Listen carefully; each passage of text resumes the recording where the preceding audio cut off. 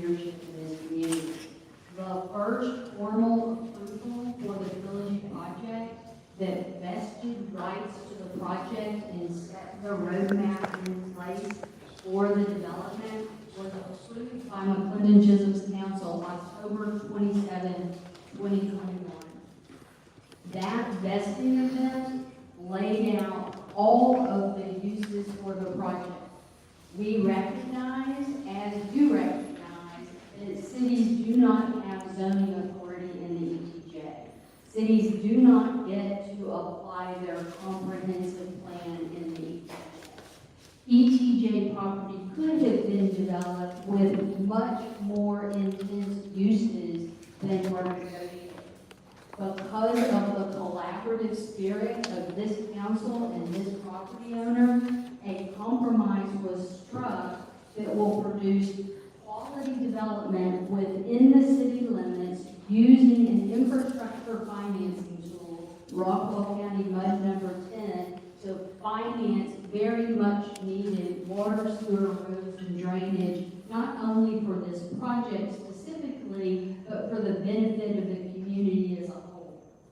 That initial approval was coupled with consent to an in-city district, Rockwell County MUD number 10. That district exists today in the city limits of McClendon Chisholm. It has already been activated by a confirmation election. It has already incurred debt to begin financing the much-needed public infrastructure. The next separate and second vested rights event for this project was an approved preliminary plat. This council approved the preliminary plat for the entire project. This council has received an application for infrastructure plans for the major infrastructure. Those civil plans are being reviewed as we speak. We are moving forward with all of the commitments that we planned to do when we all entered into the agreement October 27, 2021. We have honored our commitments as a property owner, including the commitments to petition for voluntary annexation.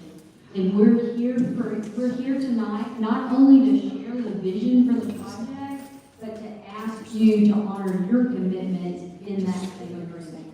With that, by way of introduction, I would like to introduce Colin Huffines as well as Philip Huffines, who is going to share with the community a little more detail on the vision for Trilogy. Colin? Oh, I'm sorry, Philip. Yeah, Colin can't get out of here. Working on some technical stuff.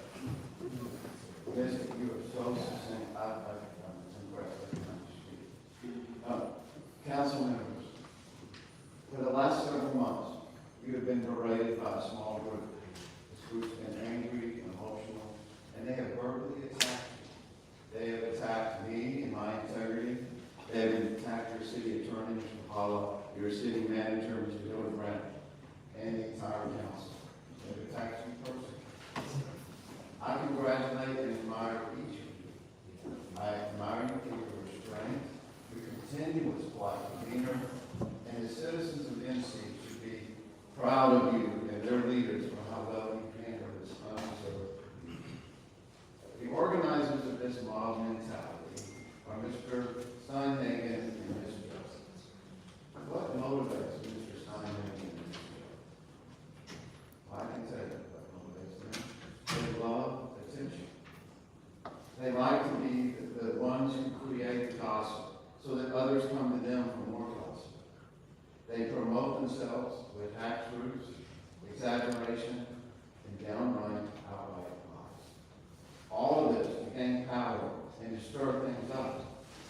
Mr. Steinman is a political animal. He's desperate to get a lot of followers. He uses social media as Ms. Joe to stir things up and create power. They care more, because I'm going to ask you, do they care about the country justice? No. They only care about themselves. What is best for them? That's what they care about. They strive to create this mob mentality based on emotion and distortion of the truth to gain more followers. Don't be fooled by Mr. Steinman. He's running for city council, and he loves to grandstand. Even last night at the P&Z meeting, he had the audacity to say that he was for property rights. What a joke. The only thing he stands for is himself. He seeks to manipulate others regardless of the truth. Tonight, in citizens' input, you may once again be bombarded by Mr. Steinhagen and their followers, their mob mentality, parroting what they've been told to say. And again, I'm sorry, you actually do this. Now, changing to trilogy. I just had to get that out. My integrity has been attacked. 2 years ago, when I first approached McClendon about trilogy, I only had one objective, and that was to create a fabulous, high-end destination for homes and a master plan community. The best in all of the ability, if not Texas. But after several months and about a year and a half ago, we realized that I needed to add another objective to that goal. And that is to help MC solve water crisis, get them water business as of issues. And so we've been focused on that for the last 18 months. And now I'd like to show you a little bit, first introduce some of the new council members and the audience about who we are, who is Hubbox. And am I walking on my sorry? Ready, Colin? Check. This is a PowerPoint presentation that was delivered, that we presented about 2.5 years ago, or 2 years ago, to the city council and to the audience that was here at the time. So a lot of you weren't here, so I'd like to introduce you to this PowerPoint. Okay, well, who is Hubbox Community? We've been in business about 35, 40 years. If you ever bought a new car, I hope you bought it from my brother or my father. If you're really old, you may have bought it from my grandfather. My grandfather started that business in 1926. We've been in this area for over almost 100 years.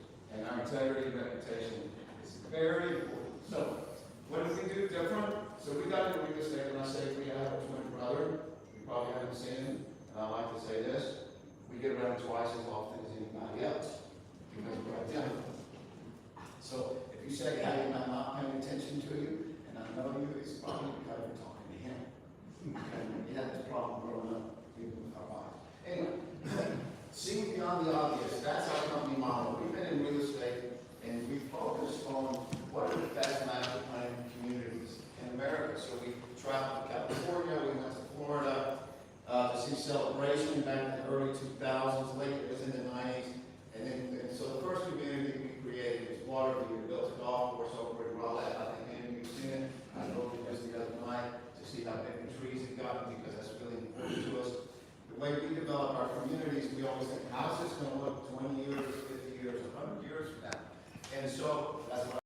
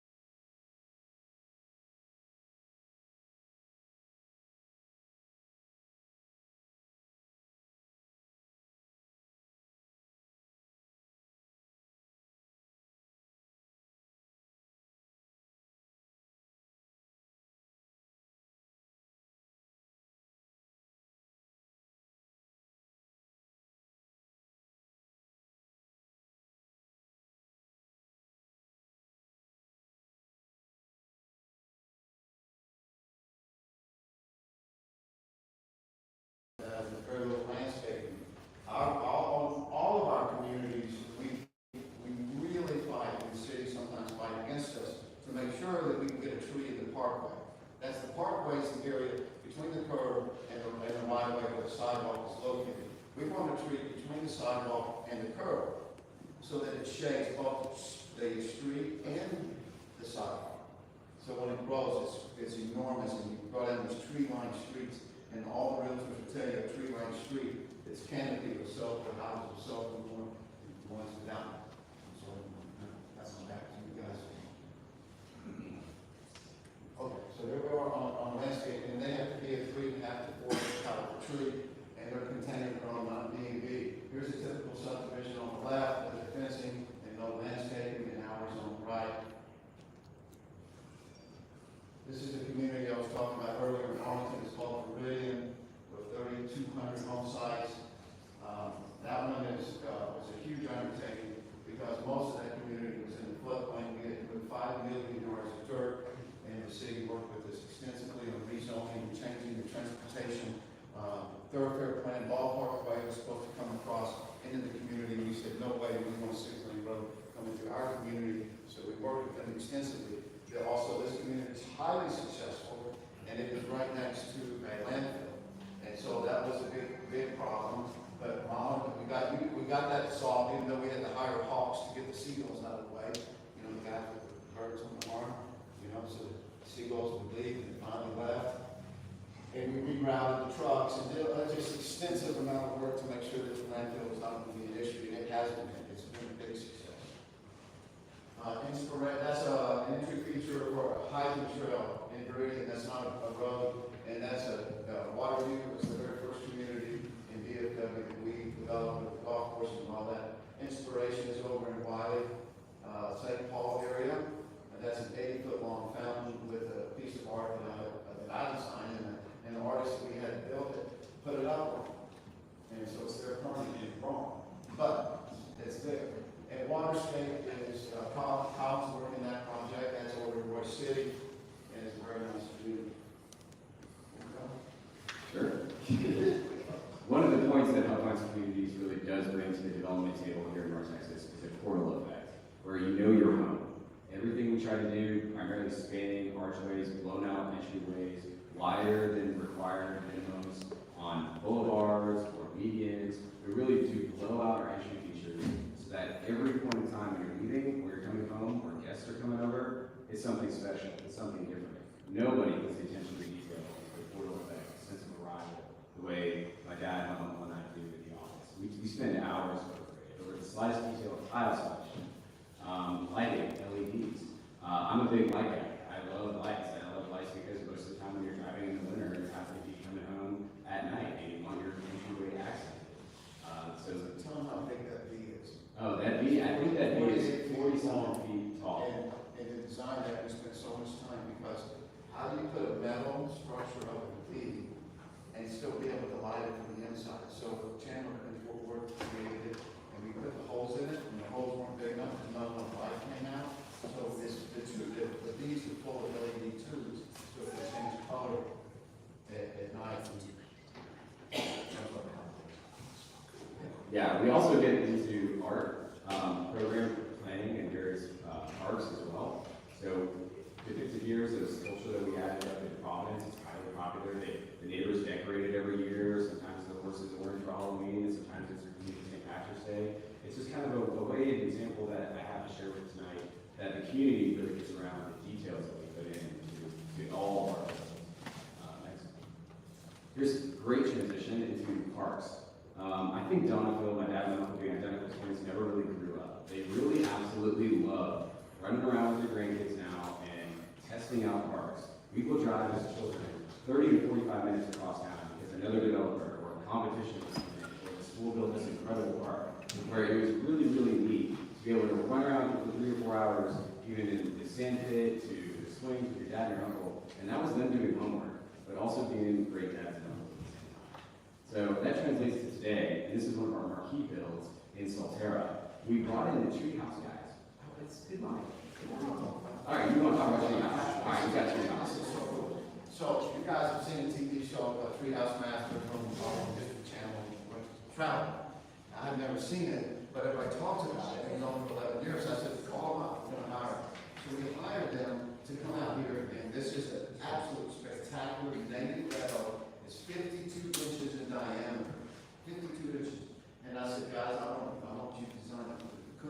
else we've ever done. So they designed the street, I think on good photographs, it's just now finished, just this last week, 2 weeks. And we haven't finished with the cleanup of the area, putting park benches and everything. But just the tree house is $100,000. And it's got a little pavilion for birthday parties, it's got a program, and it's just really cool. And to get there, we created a promenade that comes right out of the amenity center across the lake, or a pedestrian bridge, and then you go across the pedestrian bridge, and you're in the promenade, and I measured to make sure it wasn't too long, it's 800 feet, it's a little bit long. And in that promenade, the end of the promenade is that 52 inch of that, very, close. Okay, what else do we do special? Well, we are really big and really focused on the social fabric of the community. Well, you know, look, anybody who's creative and got enough money can make all the amenities, you know, fabulous. But the social fabric and how the community operates and runs, it takes a lot of time and energy and staff. Most of our communities have anywhere from 3 or 4 staff members in the HOA, depends on how large the community is and how many people live there, such as a full-time events coordinator, welcome committee, how you get your all your HOA stuff. So we're big on the social fabric. And in fact, in Savannah, about 3 years ago, we sold out of Savannah a few years ago, but I get the stuff from them, and they have a magnet you put on the refrigerator. That magnet has all the calendar of events for the year. There were 42 events that the social committee put on for that year. And you know how we get the social committee energized? Part of the CCNRs have to go, part of the dues have to go to the social committee, right? And so whoever's in charge of the social committee now has a budget to go spend, and it's a lot. It's $70,000, $100,000 a year to put on parties for the homeowners. All right, homeowners association, we always have Christmas, Easter. We love having lakes, and we're going to have lakes in Trilogy, and you're going to see that in a minute. But we have fishing contests, and sometimes we put a tag. We release fish, and they'll put a tag in the dorsal fin of the fin. It's on the belly, and it has a number. And if you catch that fish, you go match up the number with the prize. And so the kids love it. Zepco even sponsors the reels. This is Easter, 4th of July. Yeah, if I may, Bill. The HOA setup with the creativity that Helpline brings to the table really brings the social fabric of the constituents together. Without the HOA sponsoring events, hosting competitions of various ways, shapes, and forms, car shows, events, the HOA fabric is best done when it's set up from the beginning, like the way we do it.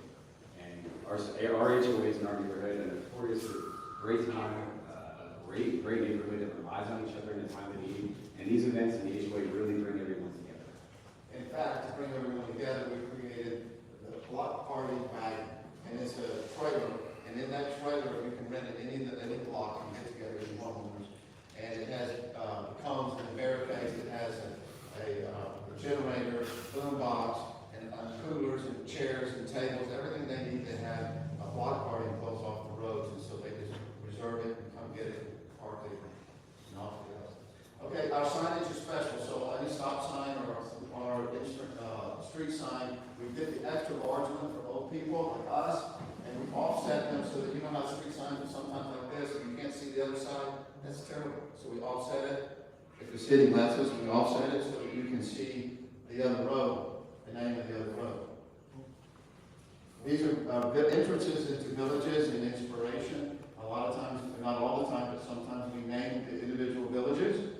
And this is a thing you can notice. The name of these villages is themed off of the word inspiration, success, wisdom, tenacity, things like that. These work very closely with the school districts. In fact, we helped design the architecture on both Savannah and Providence Elementary. For whatever reason, they didn't have a front porch on it, and we added it and spent extra money to not only incorporate the front porch so that the kids aren't standing in the rain. You can't quite figure out how you would design an elementary school without a place for kids to stand, the weather, and then put the stone, the matching stone, the columns. We also created these bus stops. We saw the buses driving through the community, and kids just standing around waiting to get on the bus. So we said that's ridiculous. So we created bus stops.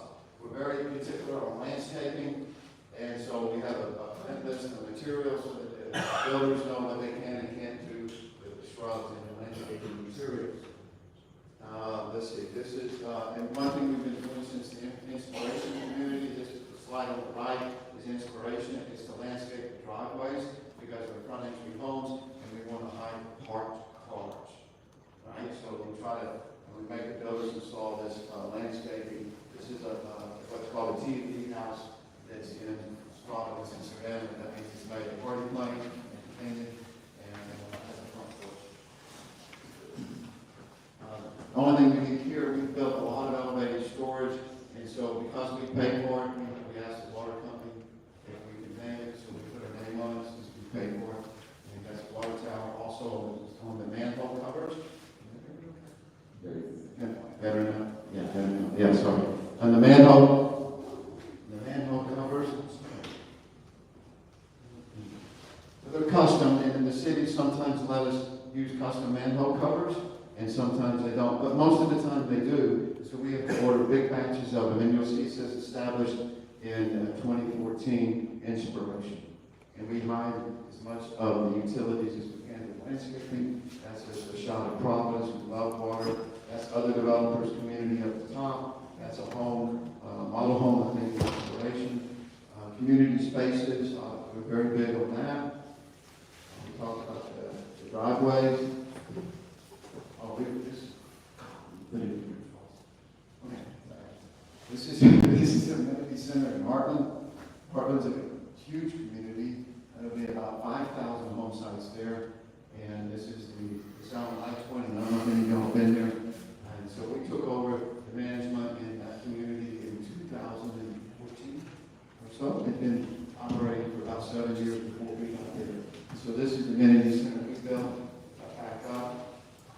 This is the rendering, and this is the actual thing. So we love slides and water park and water view, and we're all that way the first in Texas to put in water slides for the kids. And the reason we got that idea, our kids were about 8 years old, 10, 8, I know the story. about 10. And so we go to McDonald's with the kids. They say, who likes eating at McDonald's? I don't like eating at McDonald's, but the kids love it. And it's because they have a playground right there where you can eat. I said, well, we're just going to do that at the community and have a slide and watch. So we hired the guys at Sheeron to come and design the first water park in DFW with that community. So now we put those in a lot of communities, but those slides have really gone up in price, and also the insurance companies. Nothing ever happened except my son got blood in those. Anyway, so over here we have Savannah's amenities there. That's I don't know much detail, but there's 2 water slides. We always have a place for kids to have picnics and birthday parties, and then that's a grotto waterfall that I developed at the time that you can walk through, comes in the lake, and that's the lighthouse in the water, and that slide that actually spins and has a lighthouse. That's Meridian's amenity center there, and we have sand beaches, and so that the kids can build sand castles. When Phil says that, we put a lot of attention to detail, there's nothing else that compares to good at the amenity center. The pool feature, how a jet is going to turn, how it's going to be illuminated at night. This is an hours and days long discussion. Don and Phil love detail about pools, how the clubhouse sunset is going to work out. This is the type of stuff that Alpine communities we do the best. And we're the only ones really in town pay this level of attention to detail. This kind of stuff. I'm getting too much into it. Sorry, guys. This is inspiration. It's not a lazy river. It's not a lazy pool. On the left, you see the fitness center. On the right is the clubhouse, a gathering area with a big pavilion. Down below is the bathrooms and the kids center where they can have their birthdays. This is the shot of the clubhouse itself. Inside on the left. On the right is Heartland's clubhouse. This is inspiration. This is what we promised in inspiration to the homeowners and to the builders. It's on the map, it's a rendering, and this is what we delivered on the right. This is what we promised the city of Louisville and a large multifamily complex. And it's a very unique complex. In fact, it is the largest transportation-oriented development on the Denton County line that runs into Dart. In Texas, it's 1,400, 1,500 units. You'll notice how brightly colored they are, sand beach. Anyway, I'm the one who put the purple there, no one else wanted the purple. And Truman's Lakes, community overview. There we go. We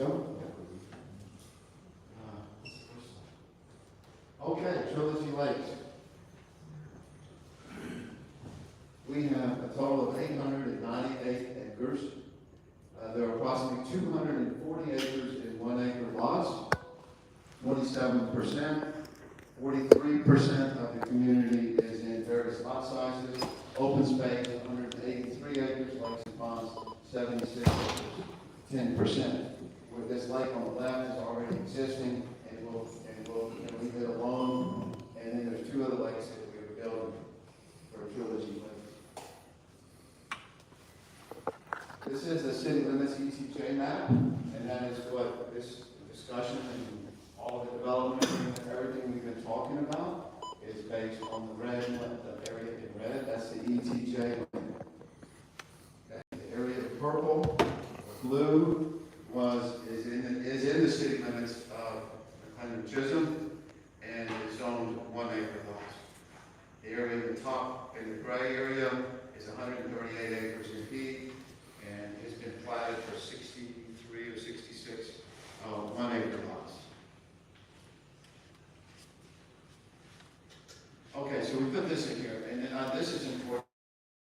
At the time this slide was prepared, there were going to be 2,188 home sites, we thought, in Trilogy. But now that's in Clinton-Chisholm's area, But now the city said, no, that was too big. We started out with 3,000 or something. But anyway, now it's 1,800, so that's misleading there. But the city tax revenue, at the current tax rate, no future taxes, is $1.6 million a year, over $1 billion in value. And inspection fees will total of about $3.2 million. Water impact fees. The city's not in the water business now. We charge water impact fees anyway. All builders of the city can have money in the county to get involved in the water business. That's $2.1 million. Sanitary sewer revenue is $150,000 a year or so. Planning fees $220,000. So annual revenue to the city at full build out, at the current tax rate, would be about $1 million.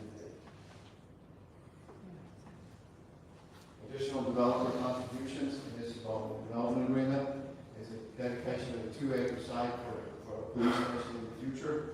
$250 paid to the city, $500,000 that they can spend on sheriff or police, whatever they want. And we'll contribute $25,000 a year for 5 years to go to the maintenance of the city park. And I'll show you that in just a minute. Future amenities. This is here in Trilogy. The city park is located, next slide. No, that's where here it is. Dedicated city park.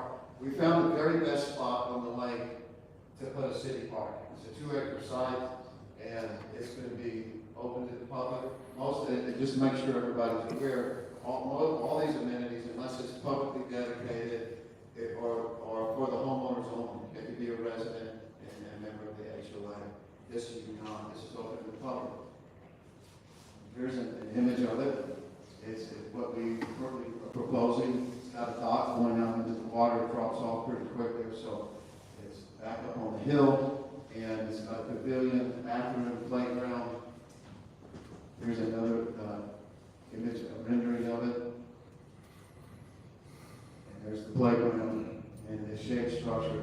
It's really an amphitheater so that the city can have bands and events there, and people can rent it and whatever the city wants. Okay, this is a little bit out of order. I'm going to go back.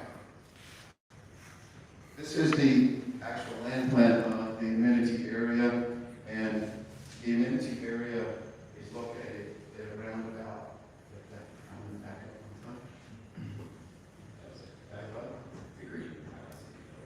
Say it again. Go back. There you go.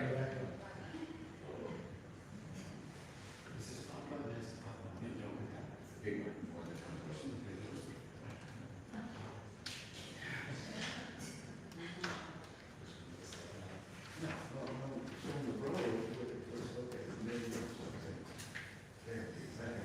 Okay, the amenity is located on this green belt here, this purple.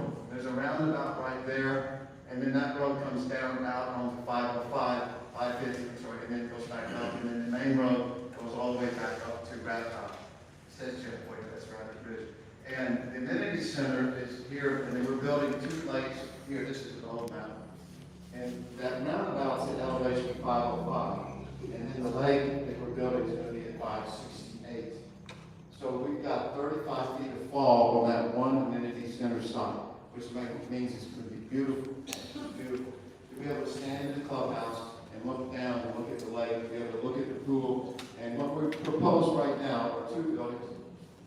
The clubhouse building and the fitness building, similar to Inspiration, with a structure in between. And then we've got 4 pickleball courts. I understand that NC probably doesn't need any more pickleball courts.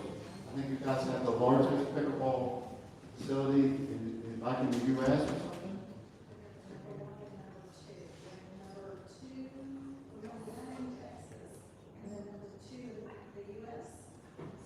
That's pretty impressive. And tournaments and all that. Well, Trilogy's going to have their own tournaments and so compete. And we have a big swimming pool, playground, and the structure that you can see, barely see it above the pickleball courts. Yeah, I like to design the areas for the parents to be elevated so they can see the whole playground and they can see everything going on. It's going to have a swim-up pool. Let's go to the next slide, please. Here's a rendering of it. The pool right is the adult pool, although you're not supposed to say that for some reason. But everybody loves an adult pool to get away from the kids. What makes this one really cool is the towboat, because you'll see in the video we're going to show just a second, this area is about 8 feet higher than this area, so these cabanas are built into the hill. And so individuals can stand up here and still look out, and the cabanas aren't all in view. And that's the adult pool, and it's down here on the water. You can see there's still quite a bit of fall to get down to where the water is located. This is the entrance.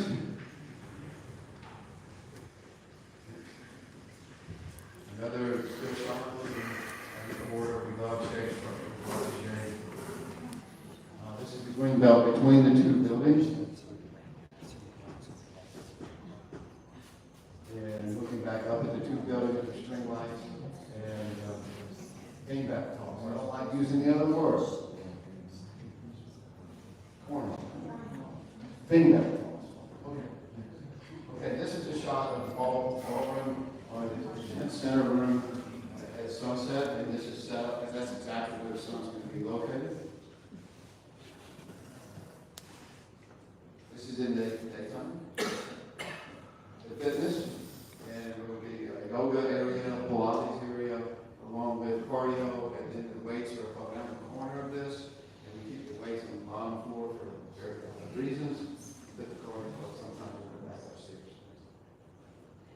And this is coming off of the swim-up bar. There's a swim-up bar at the top, and then there's a little slide here. It comes down to the kids. Down by the water is a fire pit. This is once again another still shot of the adult pool.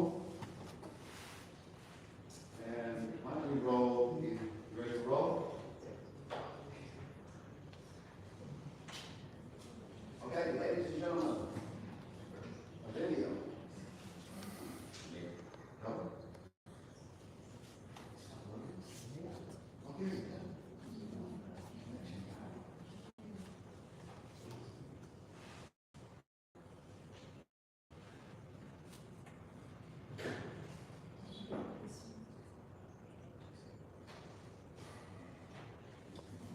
He's on 35.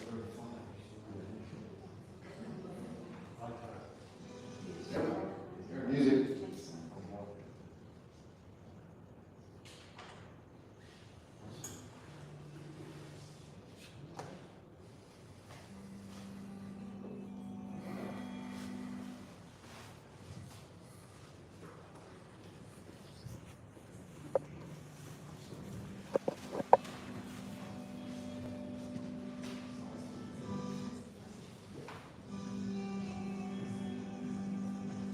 It's playing well on his laptop.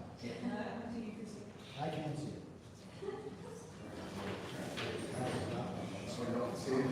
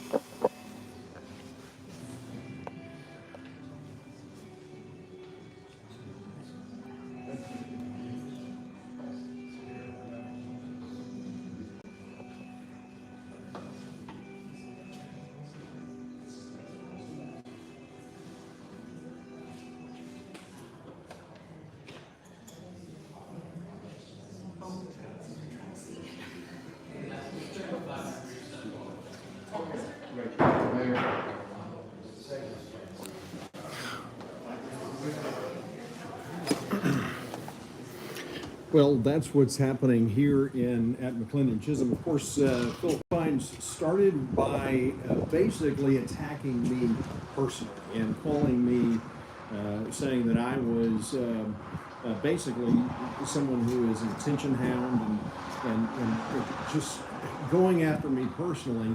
But that's the kind of developer Philip Fines is. They don't want to talk about issues. They want to talk about personal issues, and that's the problem that we're seeing here in McClendon Chisholm, is they're trying to divert attention away from all of the activities that they have been engaged in that have basically violated state law, and that's a problem.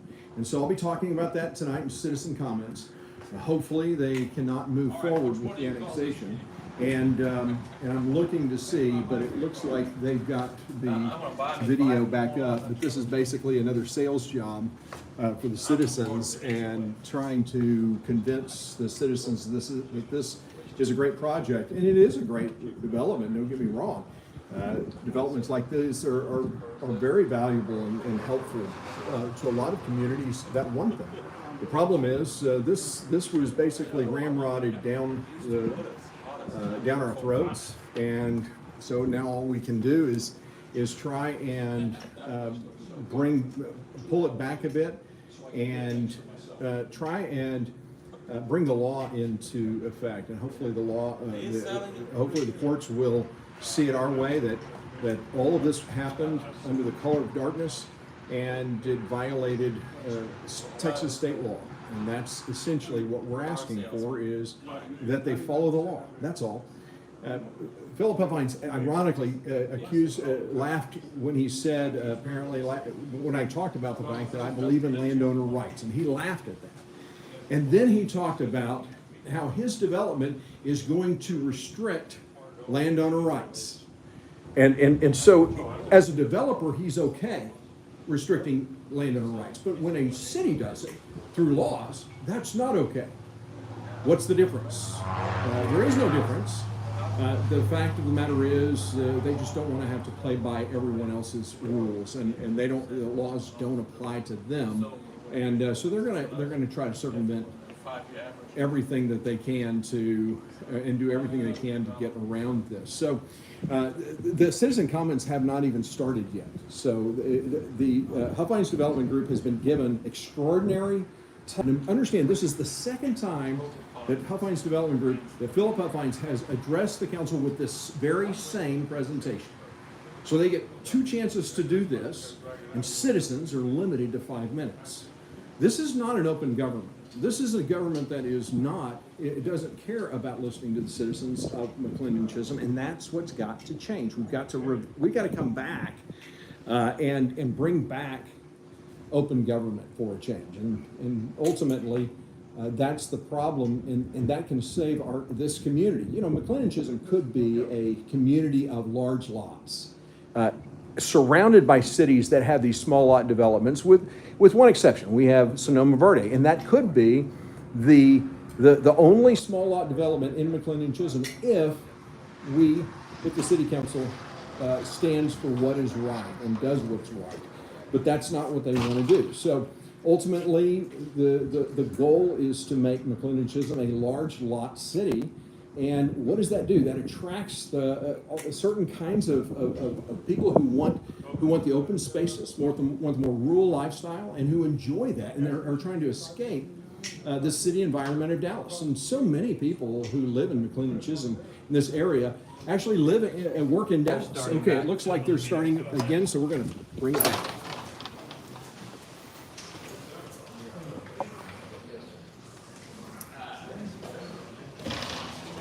I think we got it right back.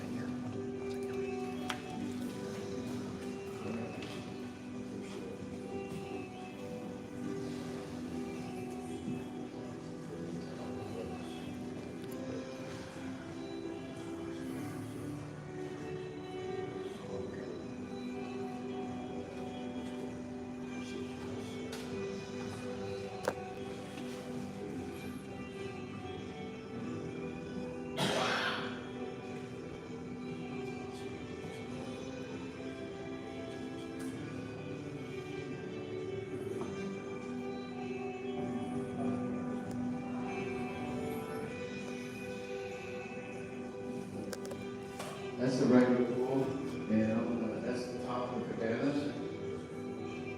In there, that's the main pool. We have boulders in the pool for the kids to play on. And this is the top of the swim-up bar. It's shaded. There'll be barbecue. Kids out here are barbecue cookers. You can see they can swim into it, then they can slide down that slide from that pool. That area can be rented separate. This is the west side of the clubhouse. We have big shade structures. Each one of those levels has its own barbecue, so that homeowners can rent that one level and just have an outing there and barbecue.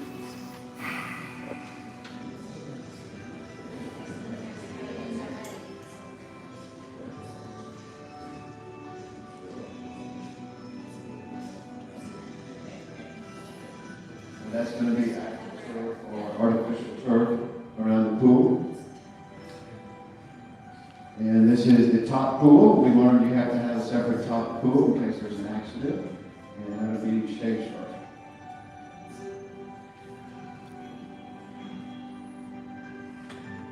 And that's the fitness building the camera's headed to now. And this is the playground with the pickleball. With the little pavilion for mama. You can watch pickleball and watch the kids. It's an outdoor yoga facility, elevated fitness.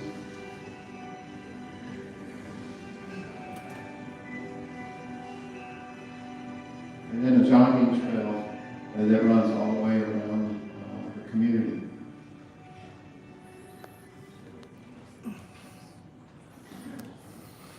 Okay, everybody ready to buy home? Okay, now, okay.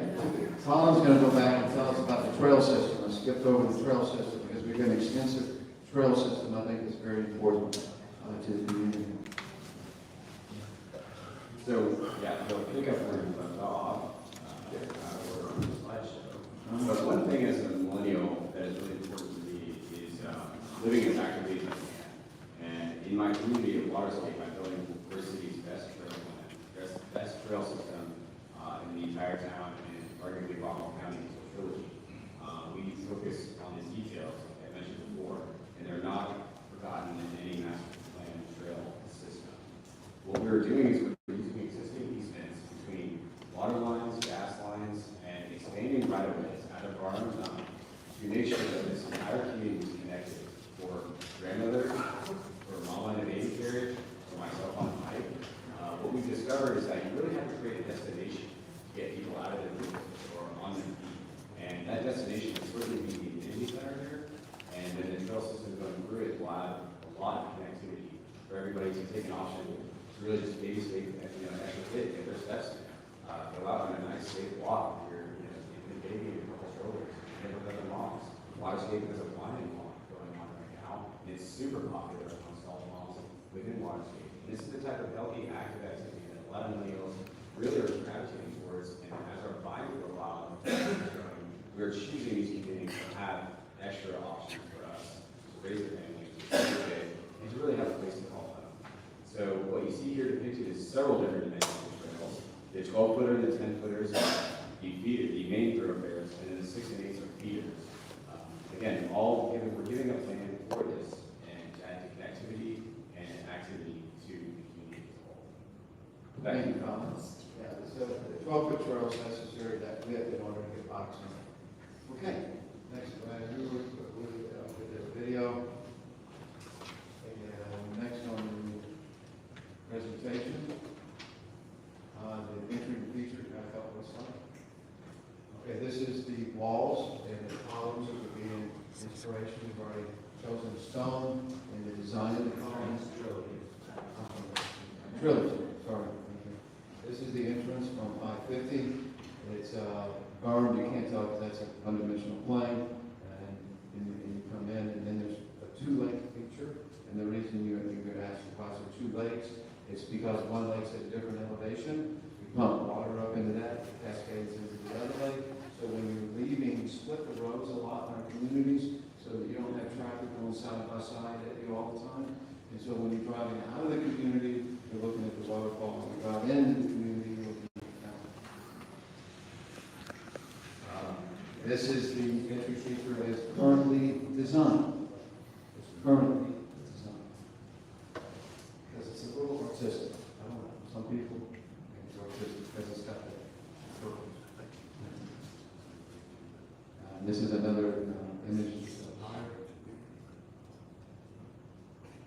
Okay, great. And then I'd like to, now if you've seen the trilogy and the type of community it's going to be, this is a very high-end community. I mean, this is going to be the nicest community, of course, in the county, out there in all of DFW.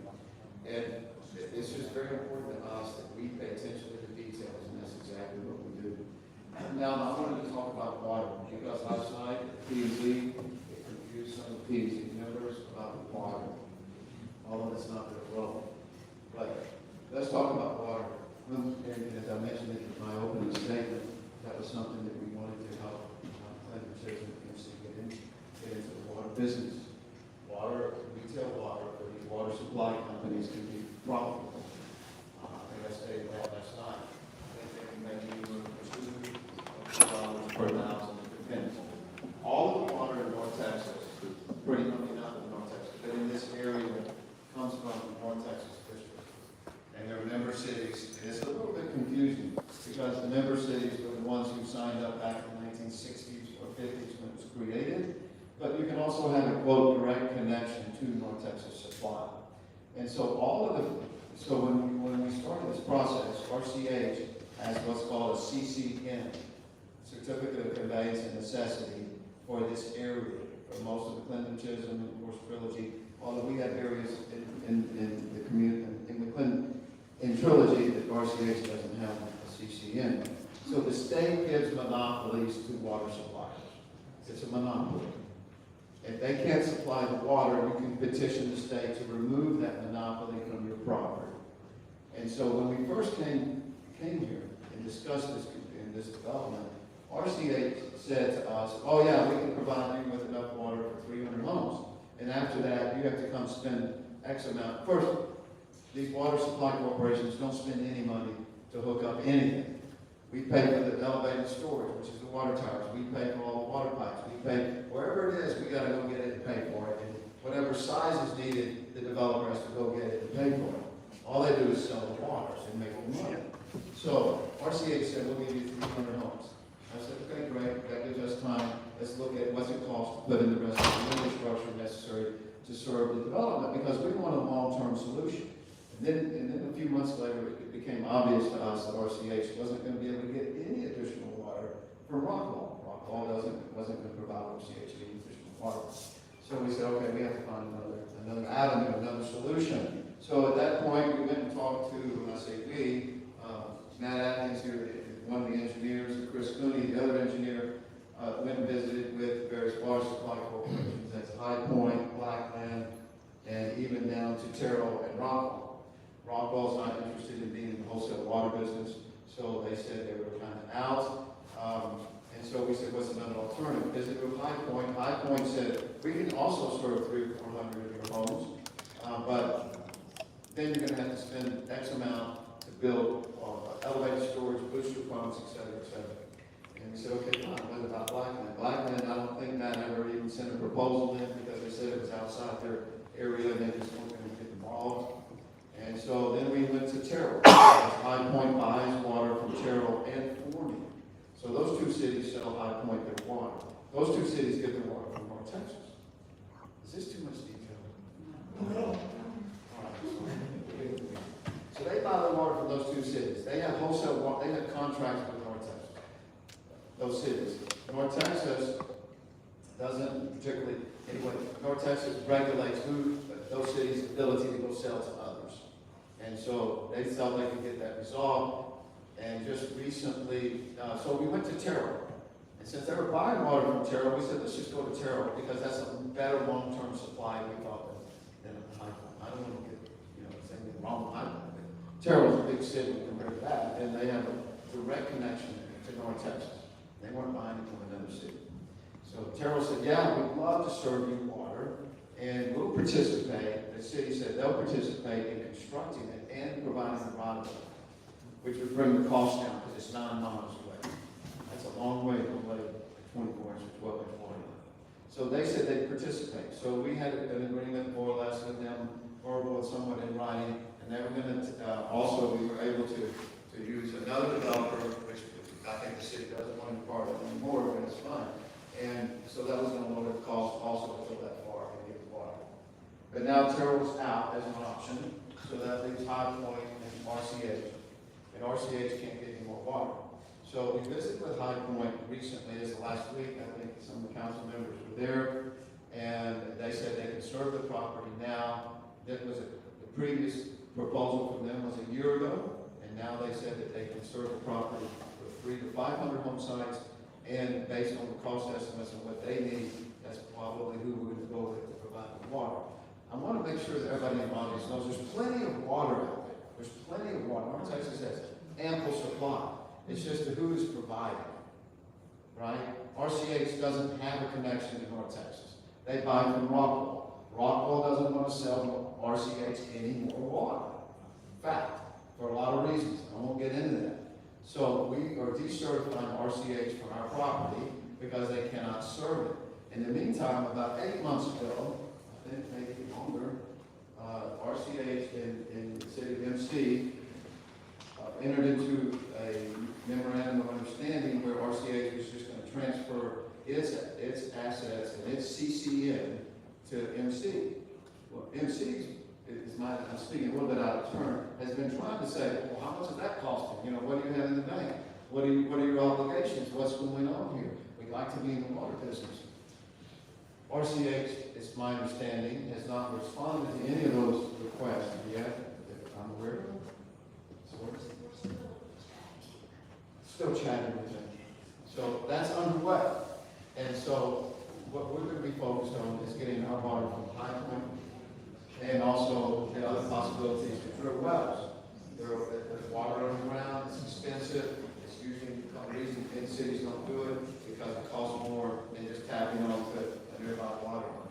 But that's also an option. You can just drill wells, it's drinkable. You don't even have to put RO on it, you don't even have to treat it. It's at 3,200 feet, it's the Biloxi Formation, and it's expensive to go down and get it. But there are 2 wells nearby, and we've been monitoring those wells for the last year or so with the quality of the water, and the water is drinkable, fine, it's good water, and they have good production. So that's another option. We can just drill a well until the whole water situation resolves itself. So we're working hard with MC to get the water situation resolved. And so our community, Trilogy, will have adequate water.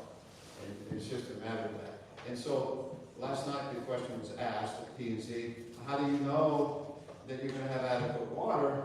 And in the check or balance, I guess, I've never had this issue. Number one, as a developer, we're not about to go put millions of dollars in infrastructure on the ground. If we ain't got any water, I mean, how am I going to sell a house? How am I going to do anything? I got any water. So that's the first check or balance. So until I'm not starting construction until we got firms long-term supply water. And 2, in order to get a building permit from the city, one has to have the city checks what now? Fire flow and potable water delivery service to the residents. Before they get a building permit. Before you can construct any vertical construction, you have to have a building permit. And then the city checks to make sure you have fire flow. Fire flow also means water pressure. You've got to have adequate water pressure for the fire trucks to come and put out a fire. So it's not just a dribble coming out of the hydrant. So that means you have booster pumps or elevated storage, which creates the pressure. And then there's another check and balance, which is the planning process. And the preliminary plan has been approved, but it doesn't have all the engineering approved and all the infrastructure in place. But once all that is in place, including the water system, then they'll be able to bring a final plan through for final approval. So there's a multiple layer system that ensures that they are able to deliver what they're saying they can deliver. Okay, so that's really water in a nutshell. That was that's a big number. So, ready? We're done? Okay, we're done. Any questions on, does anybody have any questions?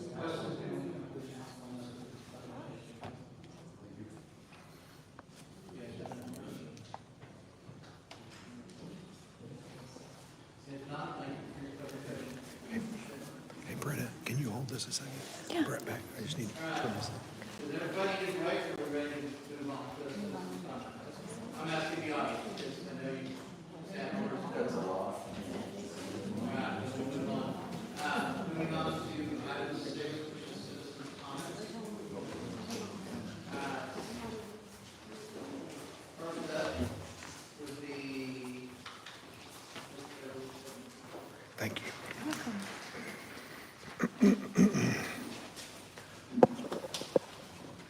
Good evening, council. My name is Beth Stibbs, 279 Partners Drive. On my form, I actually indicated 3 things I want to talk about. The first 2, I will wait until it comes up in the agenda to address it.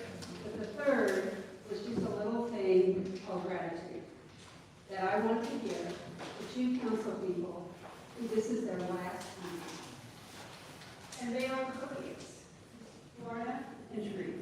Thank you so much for the last 4 years that you have put in serving the city. I know it's not been easy. I know there's been good times and bad times, but y'all have stuck with us. So thank you so much for what you have done for us.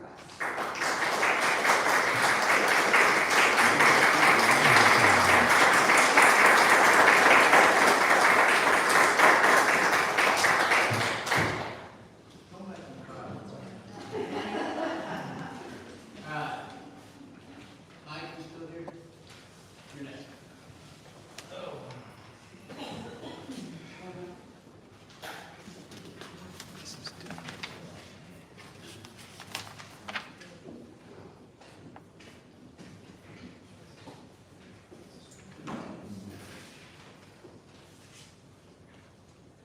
Clear this way, Shelley. Just for visual reference.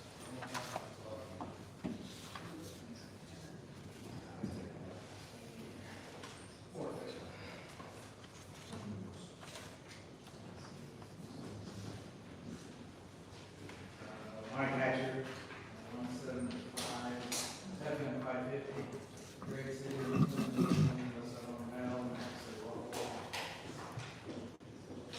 I want to start off, I'm here to talk about agenda items 819, 10.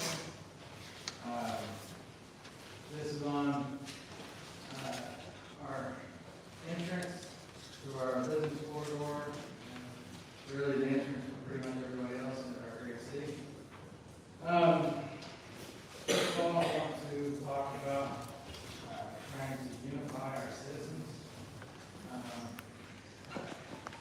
So much of what I've heard tonight about Philly is, I haven't seen much of it, but it's been nice to have a real long line. I think there's been a lot of emotion. People getting worked up, a lot of rejection, verbally.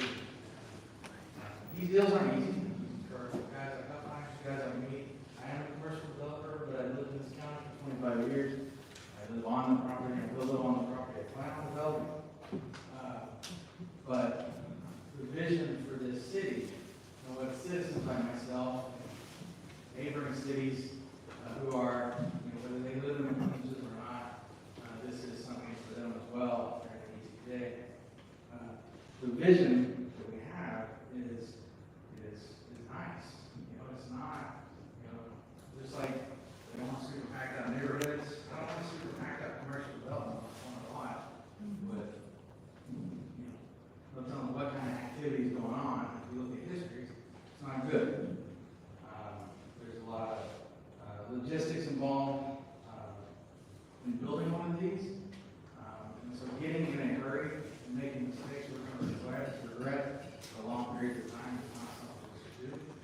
I'm up here to petition and ask the city council to reject the motions before that project, but not only to reject it, but also reject it with prejudice.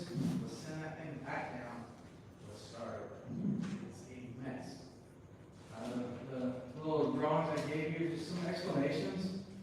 I know they look like red lines with some ring through on a map. No offense, Mr. Mayor. But these are egress and ingress lanes that you'll see in most commercial developments.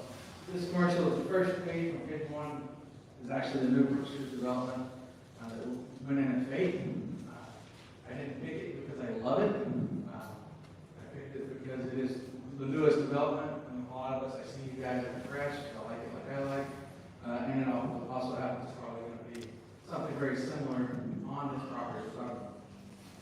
These red lines that were highlighted, these are 30-foot lanes. You will not find hardly any parking along these lanes. They are for egress and ingress. These subsidiary lanes are for parking, for safety for pedestrians, safety for cross traffic. This is standard. This is go to Costco, go to Tom, go around the developments around our community. This is what you see. This is what we want to see as citizens. Which one is it? We want to be able to drive through that thing. We want to be able to back out. We want people flipping in the back of our car. It's little things that separate what good development is and a very bad is. Page 2 is Tom Thumb. You're going to see the same thing. Nice, wide, flowing lanes for traffic to flow through, and then separate lanes for parking.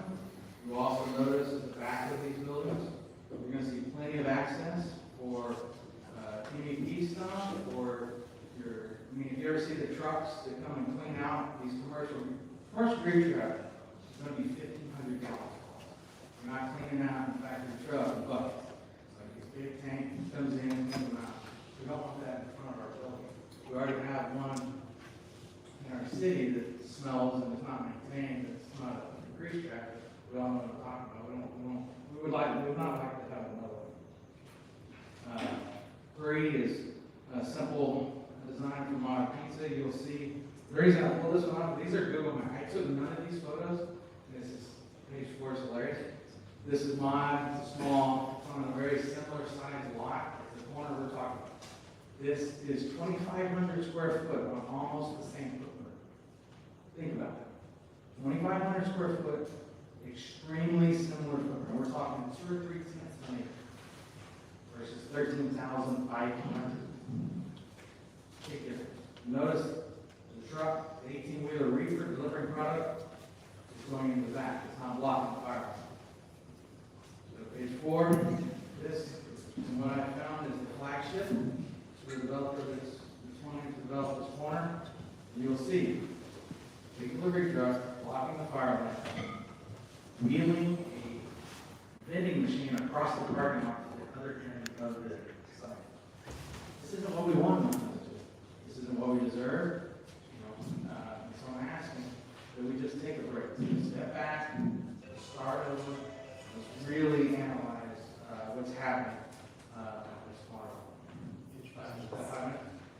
Thank you so much for your time. Thanks, sir.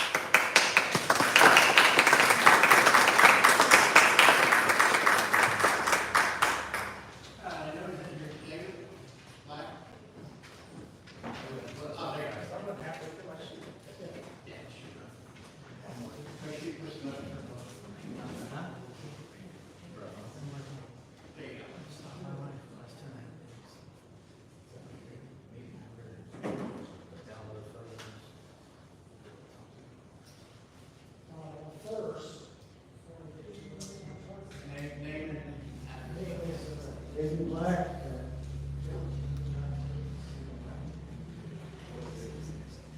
Clinton Chisholm. As a citizen, obviously we lovely sales pitch. I'm not sure if we were going to see the sales pitch. The water explanation is interesting. But there could be more people here than you think that don't want development. It's possible. And that they're actually honest people. They're not distant. Like you're accusing some of us anyway. Mr. Black, you gotta make sure you address the council. So, just understand that there is a quality of life here. And that's why a city had comprehensive plan had its pieces. And I can see that you put Keith's and Rockwall city limits to one of your lots. The rest are not. some of your drawings show houses 10 feet apart, 5 feet to the center point each direction. 7,000 square foot, which is like 1/6 of an acre or something.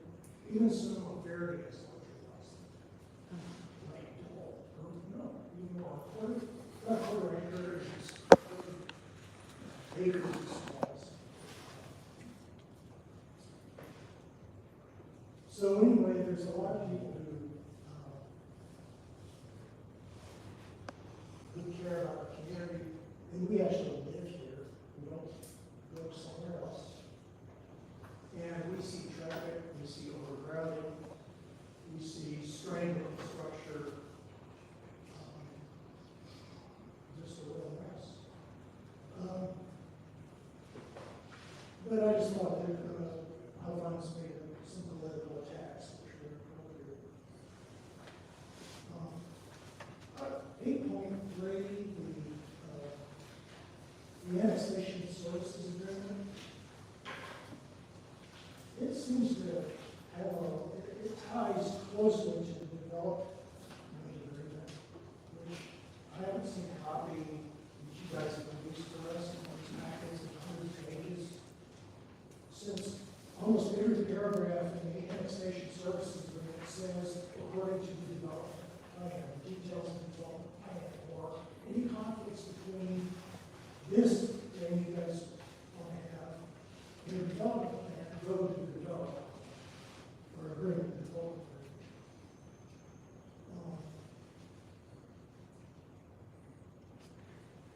But the concept of a services agreement for annexation, in other words, you want to annex, they will not allow you to annex unless you change your laws and the rules in your city.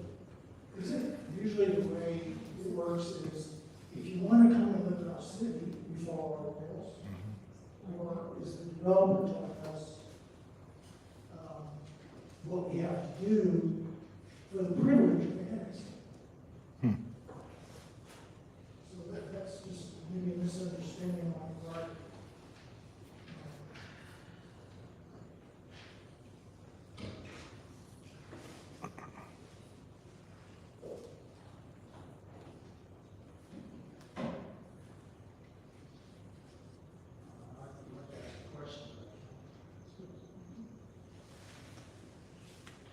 Anyway, I wouldn't want you to see an approval of that annexation service. Thank you, sir.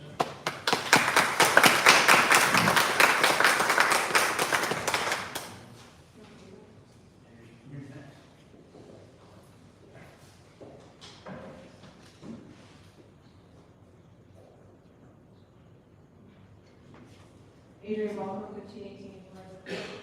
So I'm going to just go down the line items of the agenda. 8.3, vote in favor of approval of written annexation services agreement with Mtg-April, Texas. So the items that are pretty standard for an average development area. So when you go through the item in your packet, it's going to talk about emergency services, solid waste, which is trash services, okay? There's a line item that's been very controversial, so I just want to I'm going to read it out so that you understand the importance of this. Police protection for the city of Clinton and the police department shall be provided to the annexed area at a level consistent with current methods and procedures presently provided to similar areas commencing on the effective date of the annexation ordinance. Another line item in E, which says water services, road and streets will be provided by the developer. Water service to the property will be provided as set forth in the development agreement. And as in the presentation, Mr. McMahon did identify and address that he is working on that because that is going to be his responsibility, is to be able to put water into its infrastructure that they're paying for, not the city. They're not getting it from RCH, they're not getting it from all. So that is going to be something that they are resolving. 8.4, vote in favor of annexation. Mtg-April voluntarily wishes to annex into the city of Clinton. This ordinance is constitutional and meets the expectations of the development agreement. And I am aware that all the city council and the mayor have received the 100-page document of the development agreement, so you could review it to know exactly what's in it and then make reference to what is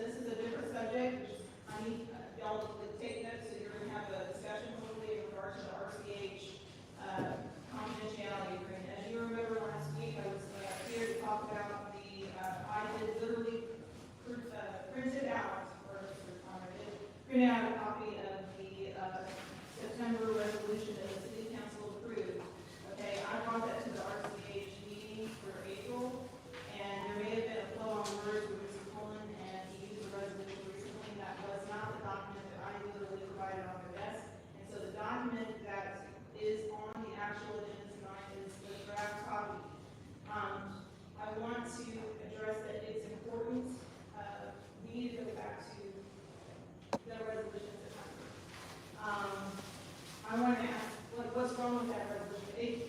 It actually includes, in the resolution from September, it talks about the timeline of events. There's, it includes a review of the system and accounting, et cetera. And there's actually an item 4 says review period and right to inspect. When you look at the item that's on your agenda packet, it doesn't have any of that. So I have concerns with item 7, item 8, 11F, 16, 21, 16, 23, and number 31. So now I would ask that you will I'm respectfully asking where there will be no second if you decide to make a motion on it and let the item die, or make a motion to decline as written, or I would suggest a compromise in the original agreement that the city council passes a resolution in September for RCH to transfer assets to and as well as customers. You could request for an amendment to be added there in regard to confidentiality. And I just want to thank you for your service, Councilmember Pivot, and also Mr. Western, thank you for your service to our city. Thank you.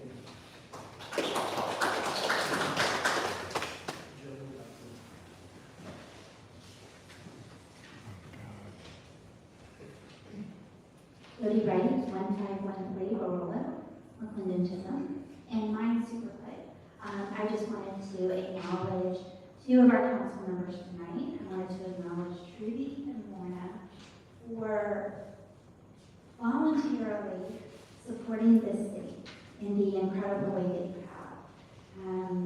To have stepped up for 1 term, I think is remarkable for all of our council to see that need. I thank each of you for that. To return a second time, I think is heroic. I think certainly some of these recent meetings, I think that's probably relevant. But it's, I think, outstanding to respond to the call to be a public servant, and the 2 of you have done so admirably. And I really want to say something specifically to Lorna. I remember when you started your election and working with Maureen at the Chisholm County store to do lemonades or have coffee chat with Lorna. And that spirit of approachability and availability has carried you through from your citizen letters that you have sent us of just incredible updates, your Facebook posts trying to keep us current on what's happening within the city, as well as your open hours. I felt was outstanding to just be so accessible for all of us, to come in to agree, to disagree respectfully, but to always be heard and to always be treated with a level of respect that you have given to each of us. And so again, to the whole council, thank you, but to Trudy and Lorna, especially to you and Lorna, just thank you for showing what great stewardship of being a city council member looks like.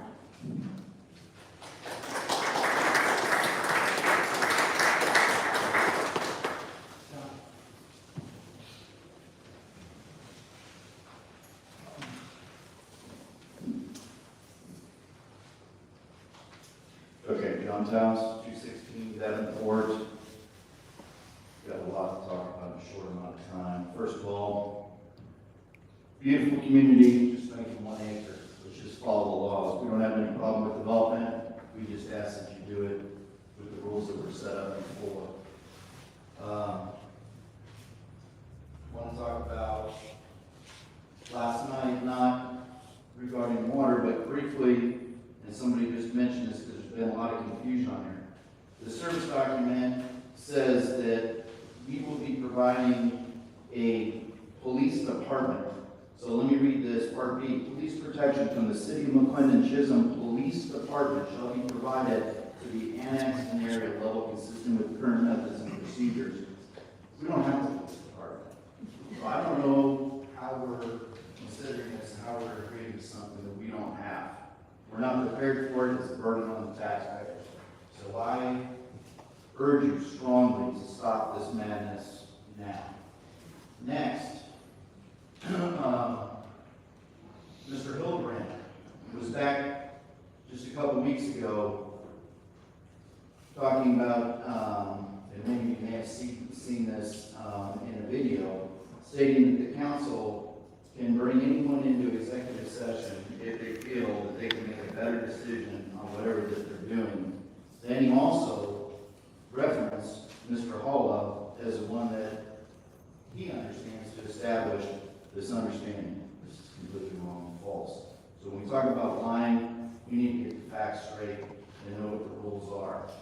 This to explain in what he wanted to do was Chris Cooney, which was mentioned earlier, Philip of the Trilogy Development. They met in this executive session behind the closed doors with you, Mr. Mayor, the City Council. At the last court hearing for the lawsuit, it was revealed that Misty, their attorney for Trilogy, was also in attendance via video in a laptop that was brought in on their laptop, the developers. Okay, this is a Tacoma violation. On page 64, you can go to it. Take it online, look it up. In the handbook, on page 64, who may attend a closed meeting? It reads, only the members of the governmental body have a right to attend the executive session, except that the government body's attorney must be present when it meets under section 551.071. The governmental body has direction to include in executive session any of its officers and employees. Of course, you guys are all right to be there. Whose participation you deem is necessary to the matter under consideration. On the following page, it also reads, a governmental body must not admit to any executive session a person whose presence is contrary to the governmental interest protected by the provision authorizing the session. There is no, and I'm going to repeat it again, no exception in the Tacoma Act that allows the developer of a planned development that is under consideration to meet behind closed doors with the City Council.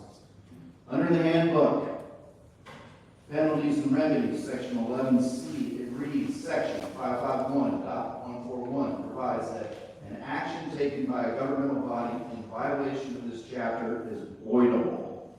Voidable. Before this section was adopted, Texas courts held as a matter of common law the governmental body's actions that are in violation of the Act are subject to judicial invalidation. Thus, the development agreement created while violating state law should be invalidated. I urge you, I beg you guys to stop this madness. We have no problem with developing. We need transparency. We need rules followed. We need people telling the truth. And we need you guys to be advocates for us. And that's what I ask as a citizen here.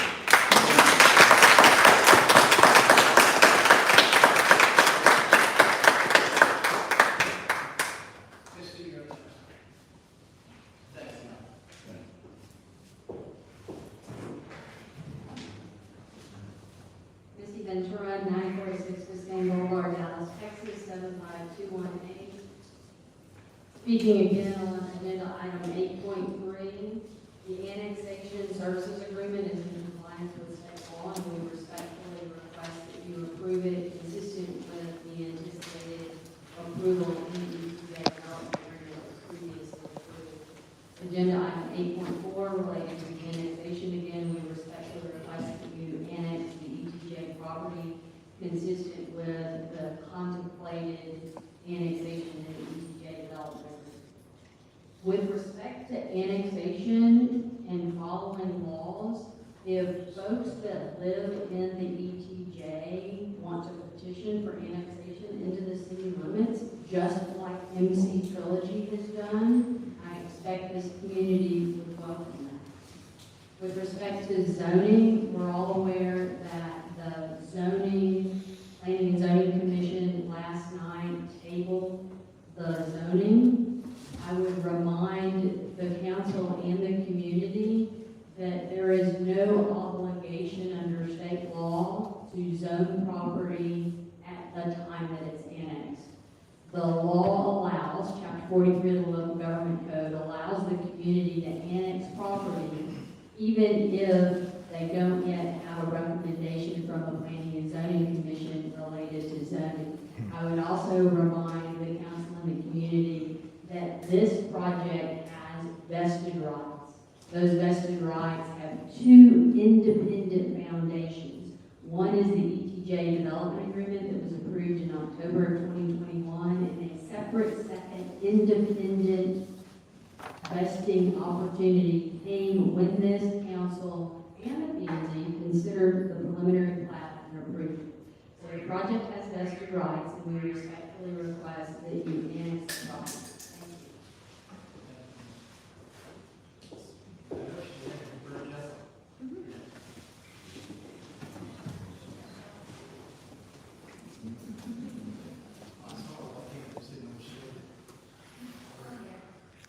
Britta Jones, 256 Stevens Road, Rockwall, Texas. Those who truly know me know why I'm here. I'm here because of a deep love for where I live. It's special, it's unlike anywhere else I've seen in the Metroplex. I have nothing personally against Philip Huffines, and I am personally so excited that he came tonight and presented to all of us. Trilogy may very well look like those pictures. It might not. I don't know. But what I do believe is that Huffines either didn't take the time to understand the community he was coming into to build ahead of time, and why we all chose to live out here, or he knew and strategically tried to keep all of us out of the know. I have never said I'm against development. I'm all for beautiful development. But I am most importantly for responsible development. And the areas where I feel Huffines in the city have been irresponsible come down to two things: infrastructure and ethics. That we have the infrastructure to support it. Myself and other citizens have concerns that we have addressed many, many times to this council about the water, the wastewater, the roads, and the traffic. I understand Huffines seems to believe that he's got the water, but notice that he still left it open, and you have not seen any signed agreements or promises.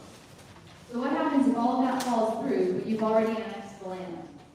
I don't know, but this is a question you need to be able to answer for yourself, or do not vote tonight. The second is ethics. At the beginning of this presentation, Huffines said that they presented this 2 years ago, which would be around April 19th of 2021. That is a lie.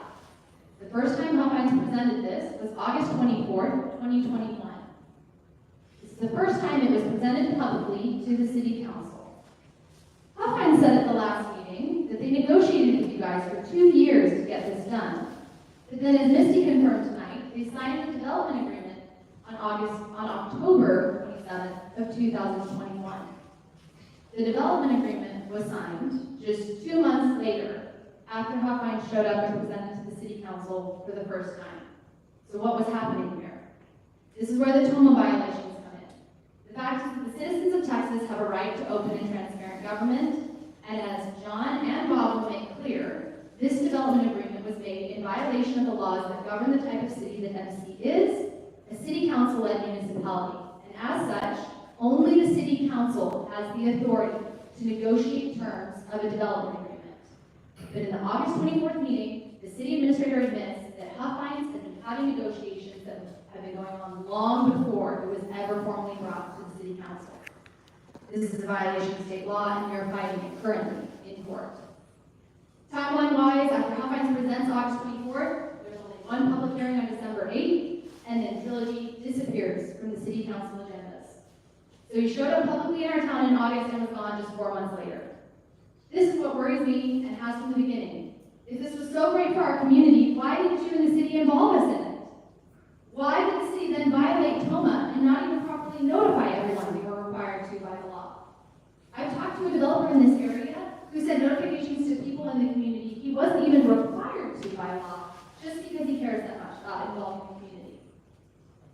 If you truly believe this was a good deal for us, you would have done the same, but you didn't. This is a community with a vision that is not aligned with this much density. I believe all of you, including Huffines, knew that from the beginning, and this is why you violated citizens' rights to open and transparent government to get this deal made behind closed doors and without public input from the start. Well, guess what? That's why we're here now. People want public input in this community, and we are not letting our rights to open and transparent government protected by the state of Texas be overlooked. We are taking this to our state officials in the courts, and when it is, we will find out if you actually violated state law to do this. You could have all avoided this from the beginning, but instead you broke the law. Now we're here, and we're not leaving until this is done right.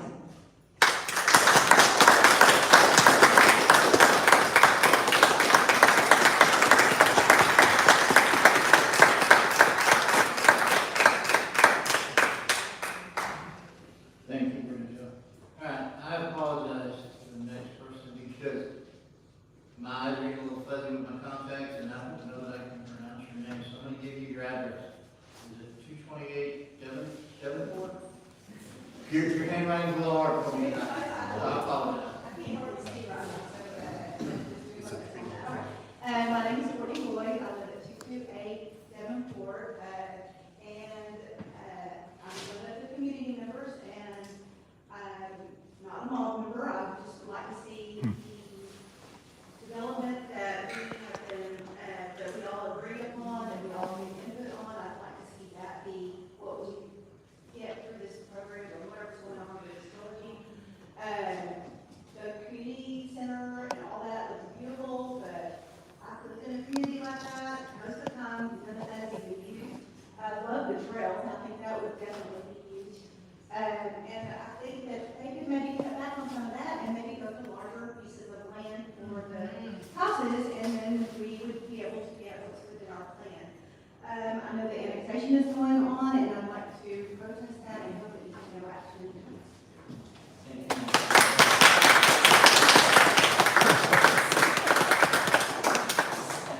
I can read the last name, but I'm not sure on the first name. The last name is, if I say it right, Manis? Yes, Gina. Yes, Gina. What's your first name? Gina. Gina, okay. Like I said, my contact people said that you're next.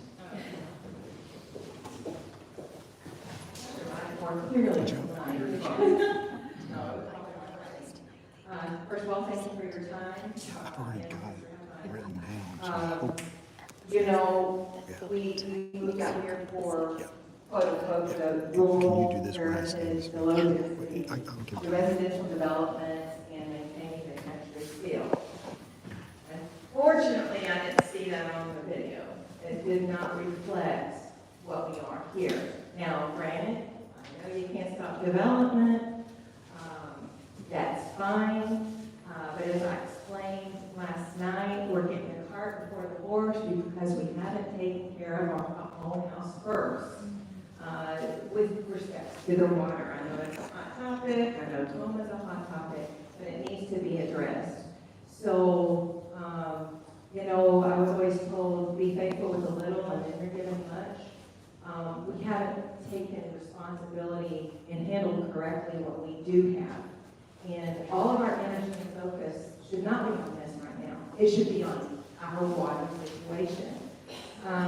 Fact, RCH gets their water from Rockwall. Rockwall gets their water from North Texas Municipal Water District because they are a member city.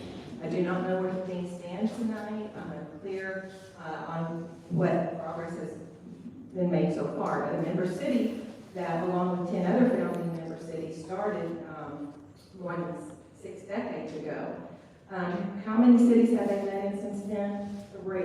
Richardson in 1973, Allen in 1998, and Frisco in 2001. That last city was 22 years ago.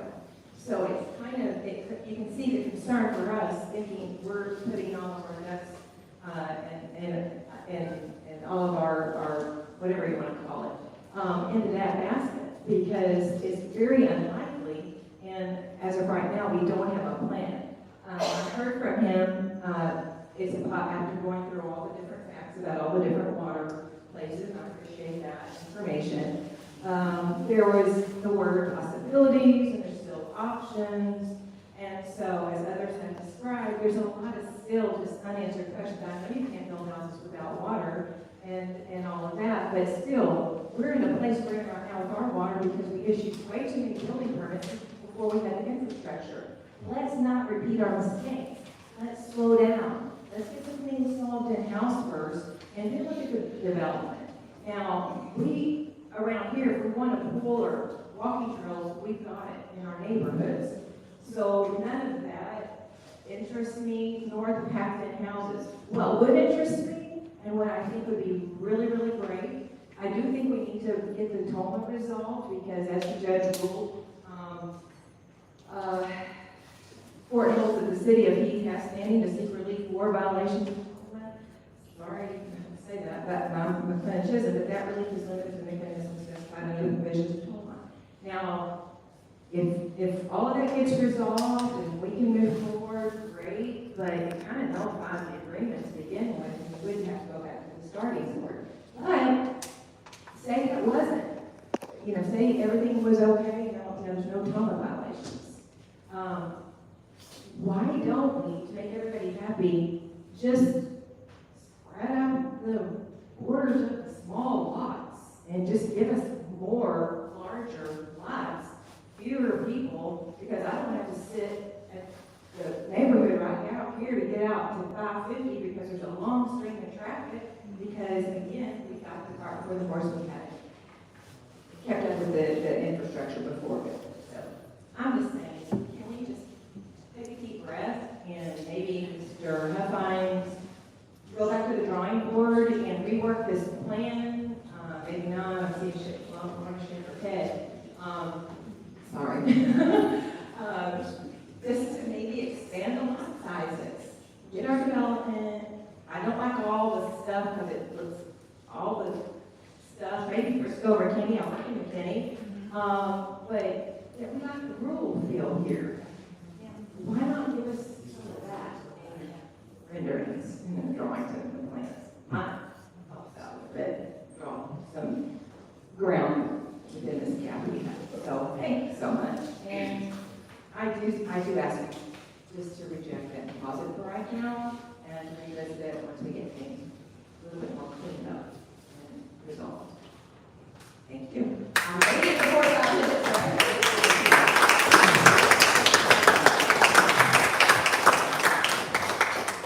You did give us your address when you're up, didn't you? Yes. You did state your address? Yes. If you would. Okay. Well, she lives at 107 Shady Place, is that right? Yes, sir. All right.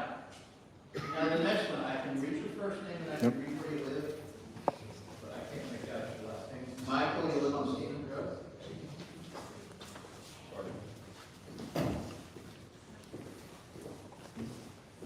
City Council, my name is Michael Irwin, with 2412 Stevens Road. Obviously, directly adjacent to this proposed structure. I live on 5 acres tractor.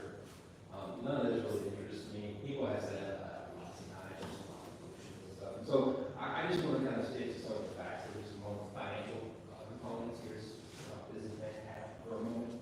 Living where I live, watching 20 roads, kind of unabated, watching the traffic.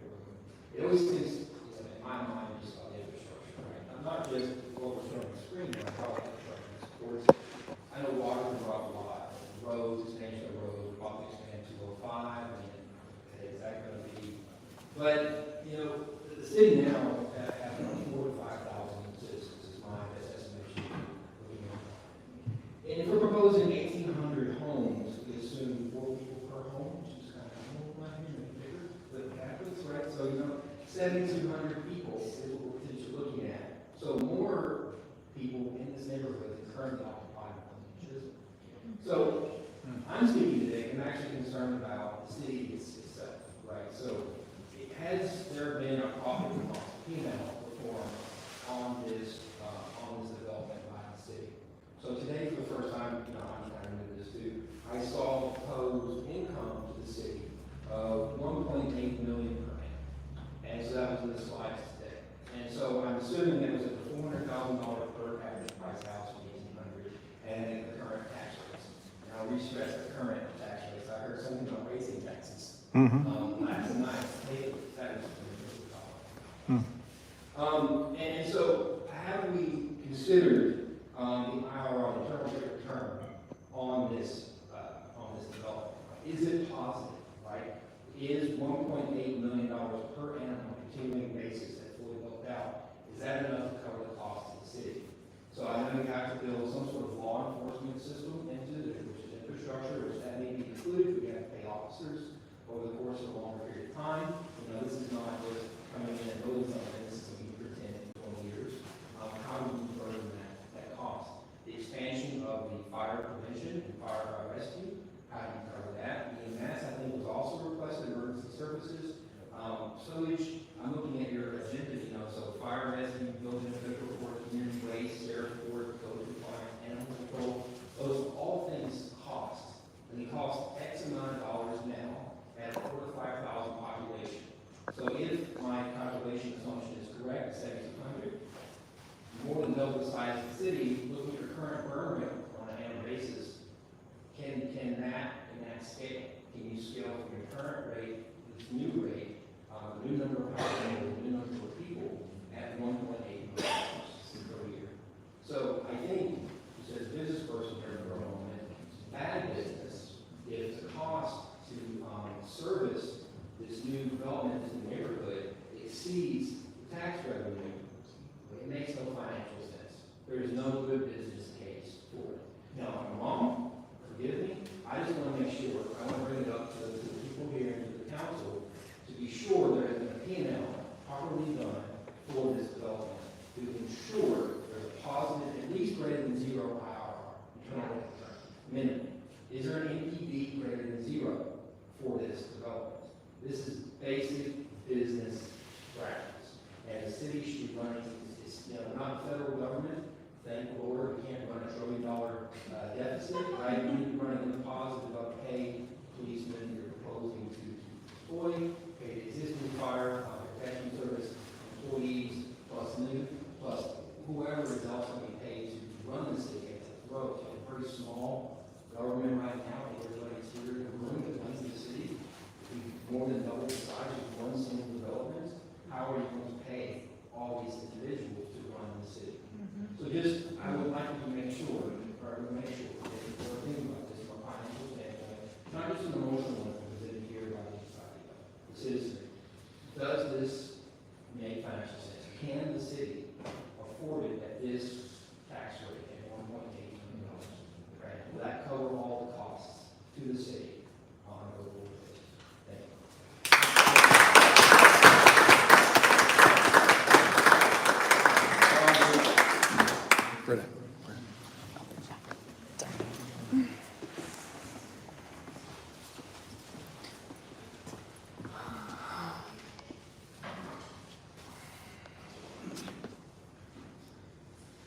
Standing in 304 Pheasantville Drive. The City Council's violation of Texas state law doesn't stop with the developer meeting behind closed door in that executive session.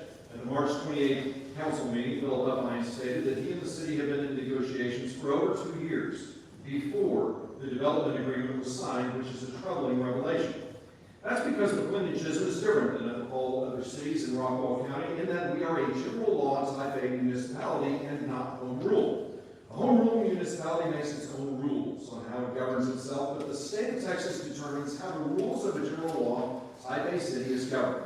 While the mayor of a general law type A city is technically the chief executive officer, beyond the power to appoint department heads and advisory board members, setting meeting agendas which cannot prohibit council members from adding their own items to it, and presiding over council meetings where the mayor can only vote in the case of a tie, which are all established by state of Texas. The mayor's power only extends so far as powers granted by ordinance, adopted by the city council, which can be found under Article 1 of the City of McClendon Chisholm's Code of Ordinances under general provisions.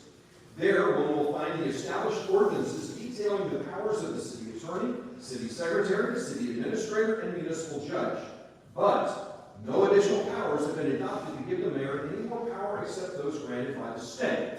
Additionally, none of the powers enumerated to the city administrator or the city attorney in the ordinance include the power to negotiate on behalf of the city council, because only the city council has the power and authority to negotiate terms of a development agreement unless the city council authorizes or deputizes representatives to do so through a formal vote made during an open session of city council.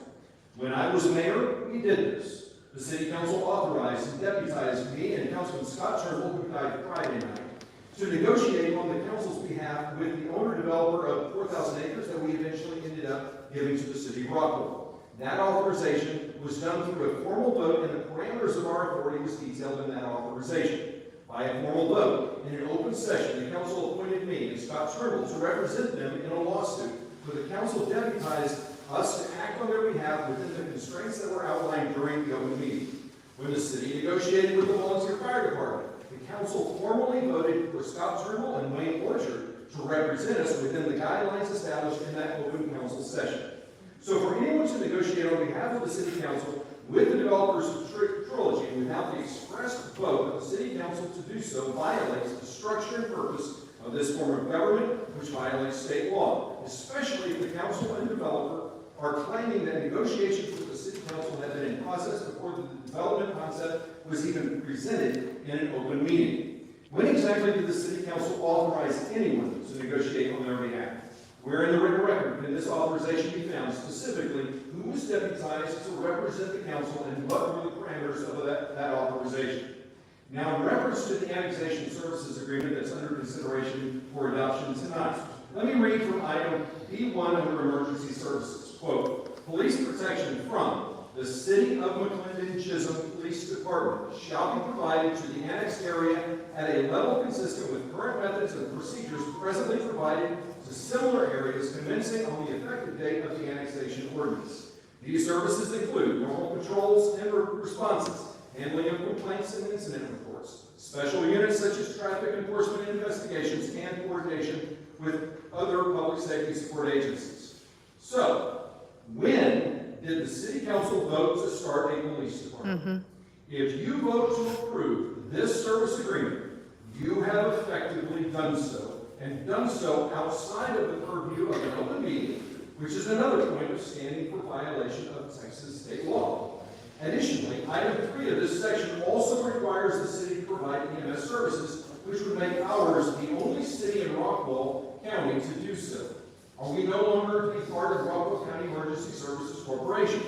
Now, I have provided copies for all of you of sample agreements created by the state, Texas Municipal League, and copies of service agreements from 2 other cities, including Dripping Springs, which, like McClendon-Chisholm, does not have a police department, and have highlighted the emergency services sections of each so that you can see how out of place ours is in comparison. Since I thought the council, and I do believe the council can postpone the annexation until next month anyway, why wouldn't you want to take time to review and compare the other agreements first? The council should also postpone this agenda item until citizens are given the opportunity to exercise their right to address this matter in public hearing. Thank you very much.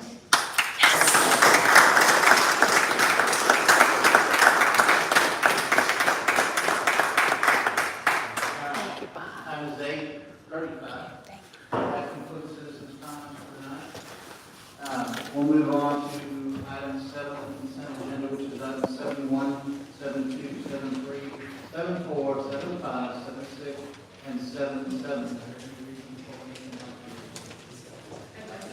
I would like to suggest that we pull item 7.7, only because I think it might be more appropriate under direction to staff further on in the budget, since it's not really, which is paragraph 9, which is not really clear the way that the instructions are laid out, unless Mayor Pro Tem Westner, what would you agree to that?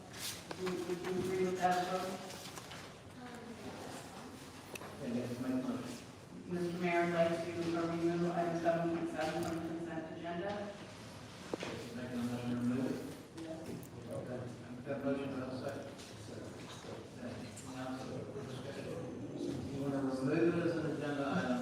Yes, because it's direction to the city administrator for proposal, and I think that Any I objection? think we need to have more information before we consent. I definitely want the board select our line, a little bit better. And I see it that this is really isolating, getting in a RFP perhaps and isolating others from the plan proposals.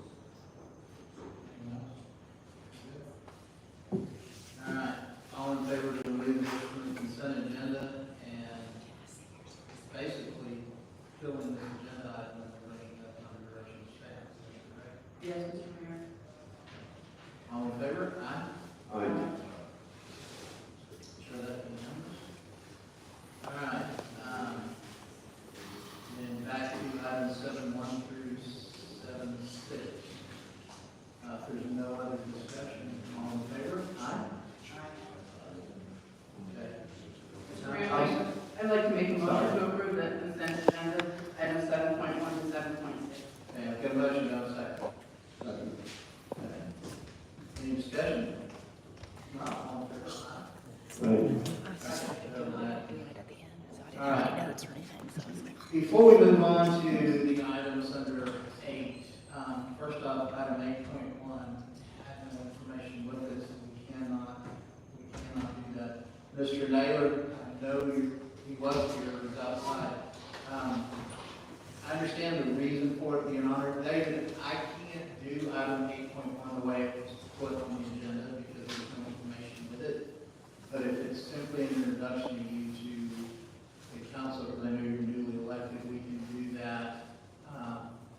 We should be able to do that during, excuse me, let me get down there to the right party.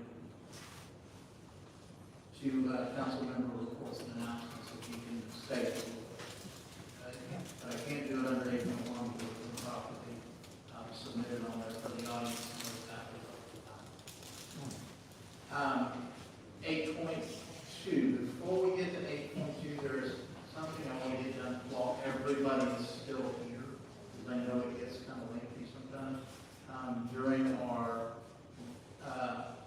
updates, discussion, and direction to staff, as everybody here knows, we have 2 council members. Who said bookends? Was that you know? The bookends are going to be leaving after the election because they are not going to they did not receive staying in those positions. And we want to do something for them. Floyd, if you help me out. We're very, very proud of the fact that they serve the community. I know a lot of community members were very proud of them and some of the decisions they had to make. And as a token, we want to show our appreciation to both of them. If both of you step up front.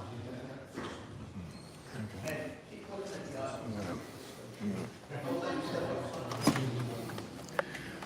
Okay, so this is the goodbye to a lot of to Lorna and Kibbet and Trudy Wessner, which basically is not part of the agenda. So I believe it or not, I did something like this, similar to this when I was mayor, and the district attorney had me investigated because I dealt with something that wasn't on the agenda. Or I spoke about something that wasn't on the agenda. And so that's what happens. But here, you'll never see that happen. It's okay for them, rules for thee, but not for me.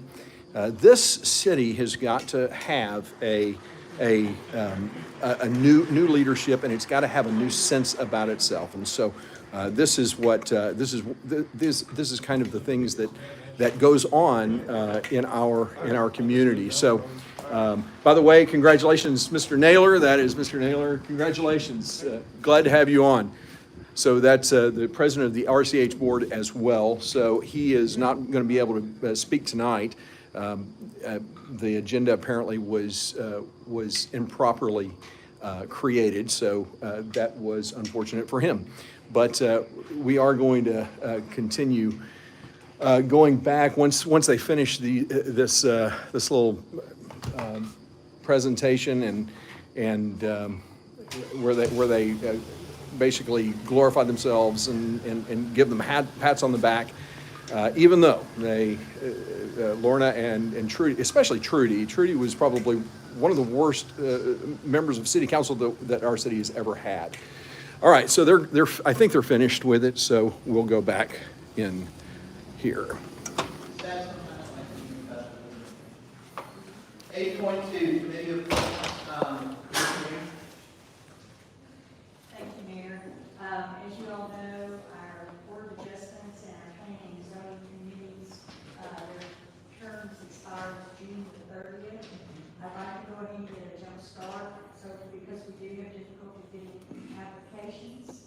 I have attached the rosters for each of those two committees, and as you can see, the existing members would like to stay on the board.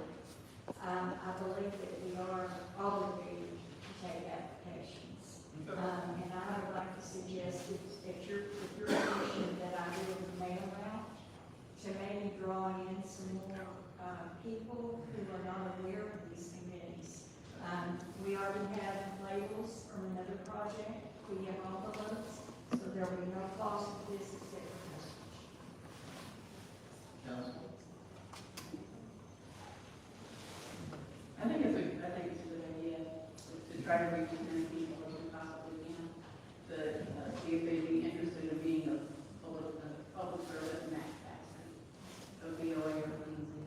Yeah, absolutely. I think, that's why I started with PhD, very experienced. Gives you interest in what's going on in government, and we can go beyond that, so mine is. Lloyd? Ron? Grace? Yeah, I actually would like to see it not just cover BOA and, P&Z. I think we should also reach out and say that anything that we don't have, such as, just potential there, we should future, As future committees. as a future committee, so, and I would even say, maybe even reach out to our HOAs, their stuff too. Now, is everybody in agreement with her doing that? Yes. And then if you do want to get the letter together, I can send it to the HOAs also. So I'll get it locked out. But I think it's, then it's up to them to distribute. But I think if we send it personalized, we have. So, yes, ma'am, that's fine. For those of you in the audience, P&Z is the planning and zoning. They met last night. They give us recommendations on new things coming into the city, whether they meet certain requirements or whether or not, depending on the situation, is whether it's good for the city, they give us a recommendation. Board of Adjustments is when somebody comes to the city and asks for variance for something, and they review that, and then come back to the city. Very important, two committees here within the city, and we're always looking for community involvement. So if you're interested in serving one of those aspects, please get with Ms. Green, or if you've got your address, she'll email me the application. Highly encourage everybody to be involved. All right. Moving on to 8.3, consider approval of a written annexation services agreement with MC Triology Texas LLC pursuant to Texas Local Government Code, Section 43.0672, pertaining to the following tracts of land: an approximate 441.818 acre tract of land and an approximate 133.325 acre tract of land generally located north of FM 550 and east and west of Pullen Road, and situated in the J. Simmons Survey Abstract number 202, the WW Ford Survey Abstract number 80, and the A. Rodriguez Survey Abstract 231 in Rockwall County, Texas, identified by county ID numbers 115324 and 115325, and also being a portion of the property described in the deed to Hodges Ranch Partners Limited, as reported in volume 3828, page 322, as document number 00319510 in the official public records of Rockwall County, Texas. That was a lot to say.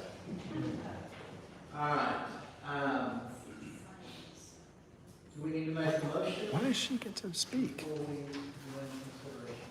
Mayor, council, as a point of order, may I provide a point of clarification related to this item?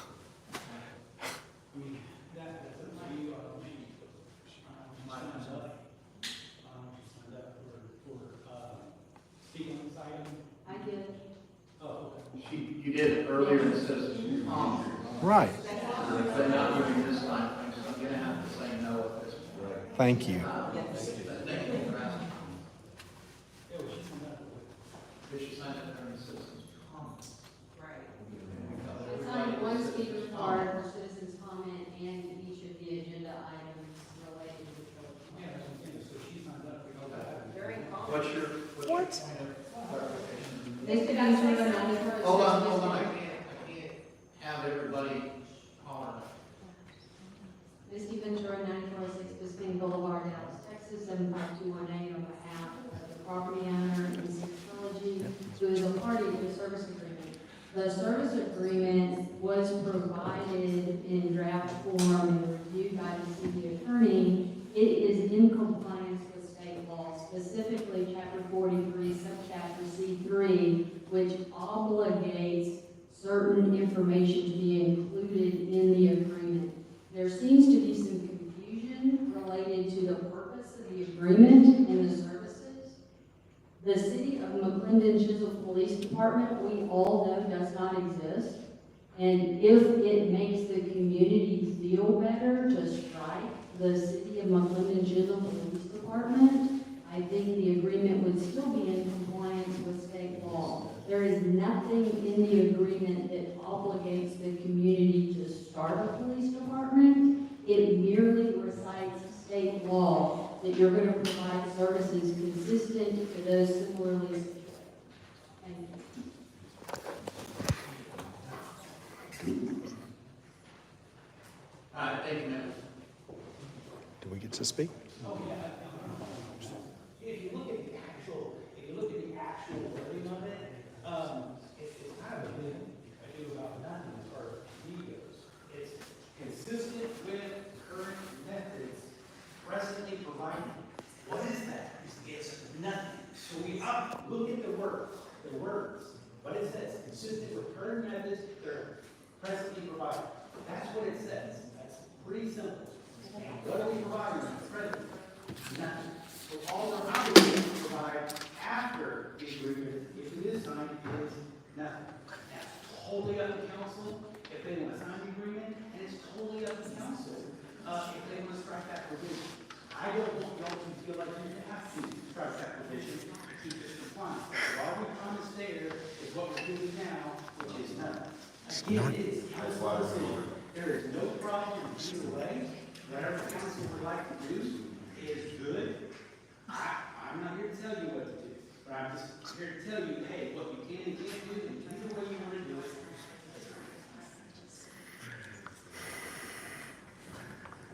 May I ask if we want to? I know.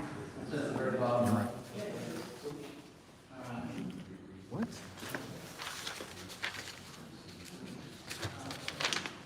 Okay. If you don't see me, all right.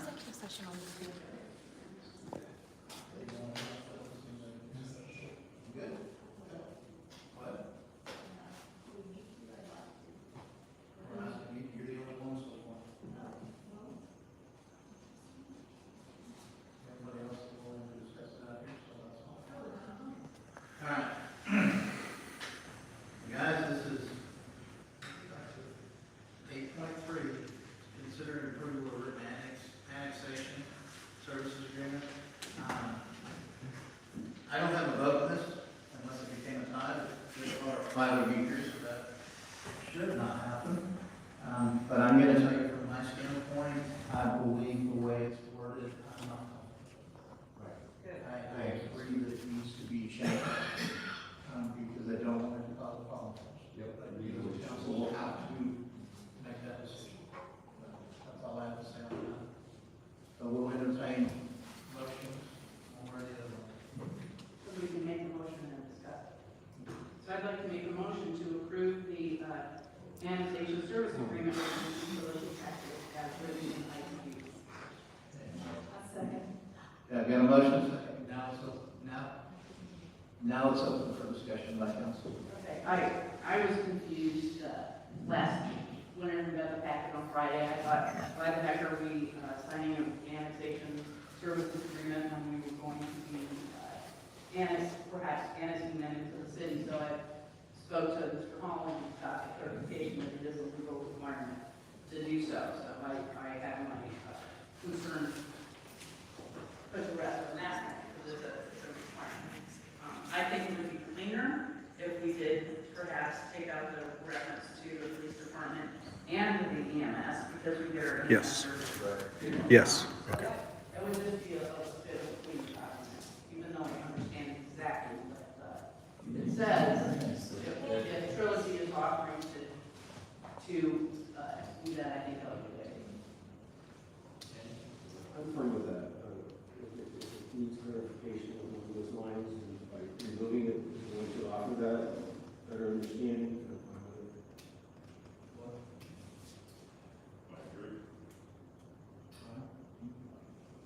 So my thought process on this is, there are a couple of things that we're already going to strike. Why not just put the whole thing on hold? Yes. The reason I say that is because while it may seem small, it could be other things in there. So there's a lot of other legislation, there's a lot of other court stuff going on. There's just so many other issues that these things are in there. It just seems like, I agree with some of this verbiage of pump the brakes a little bit. It hurts nothing just to kind of like sit back and reread some stuff and make sure we're dotting the i's and crossing the t's. If everything looks good, yeah, I would be all for it. But I personally am not comfortable with, like, I'd rather see a motion than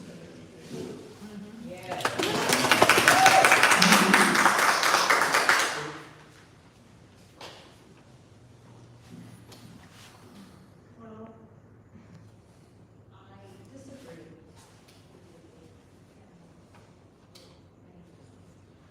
But, I don't see anything wrong with it.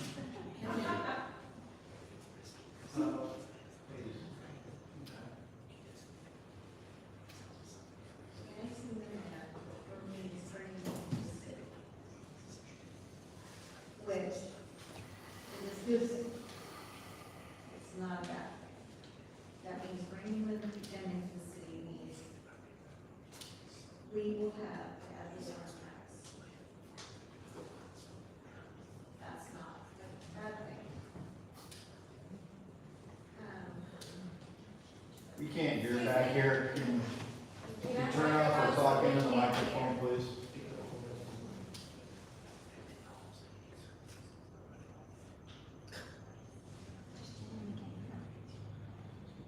It's supposed to be a public forum. Right. We're here. It's also hard for us to talk when you guys are talking, so please be respectful of us as well.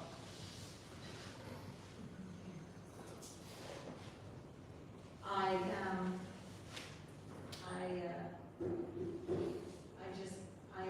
not.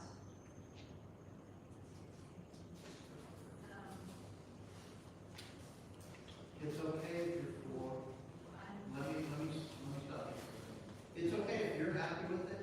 The question right now is there's some issues with the language in it. Either you're okay with it, you're not okay with it, but you don't have to go through a long explanation of the whole thing. Mike? Well, I think the motion needs to go forward, but we can, if we can, the motion can be amended that the language is either fixed or it is rewritten, brought back to us before. I'm so sorry, Mayor Short. I'm sorry. Thank you. I did not have it on my. I know, I need to know. The question was whether or not we would fix the language now. The motion, depending on how the motion goes, it can be to where this is sent back until it is brought back with everything correctly written the way that the council would like to see it. All I would have recommended is that we strike paragraph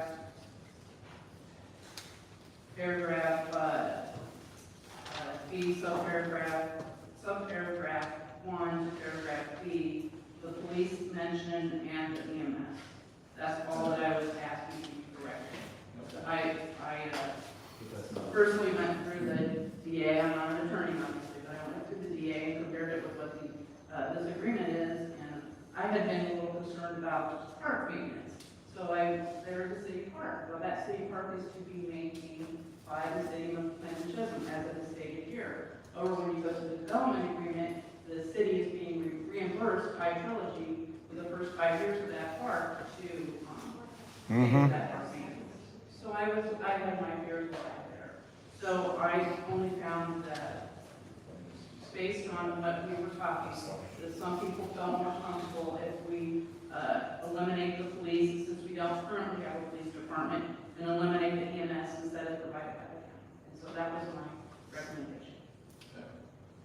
Were there other issues that you had, Brian, on this agreement? Because if there are, I think that we need to address it and No, what I'm saying, slow them down if we need my to. point was, if there's a couple of things, Okay. and even as the mayor stated, that he doesn't agree with how it's written. That's just double check it all, it hurts absolutely nothing to relook at this. I think that it's our responsibility to come here prepared to address the issue. And if you're not comfortable by what you've looked at, then what's another meeting going to do? I mean, you should be prepared already. Hold on, no one is saying anyone is not prepared or unprepared, That's what I'm hearing. Hey, I have something to table many things, but I can say that when I'm prepared, no, I wouldn't. My point, hold on, Mr. Mayor. Hold on, Mr. Mayor. I understand who you are. He has the floor. I'll stop everybody all the time. That's right. All day.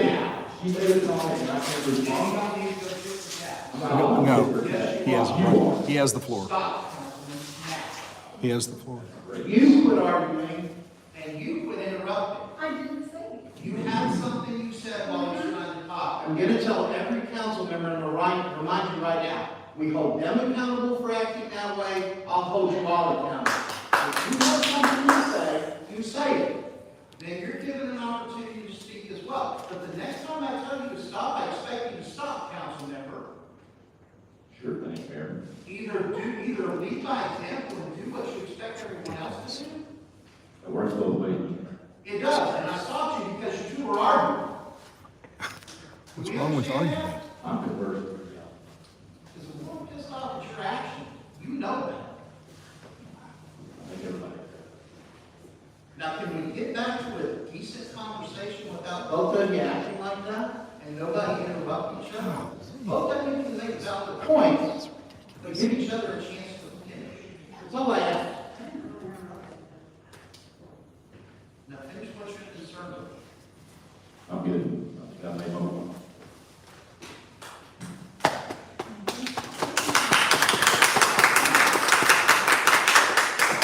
He has a valid concern. I agree, those need to be struck. But maybe the whole thing needs to be looked at to make sure we miss anything else that could become an issue. Yes.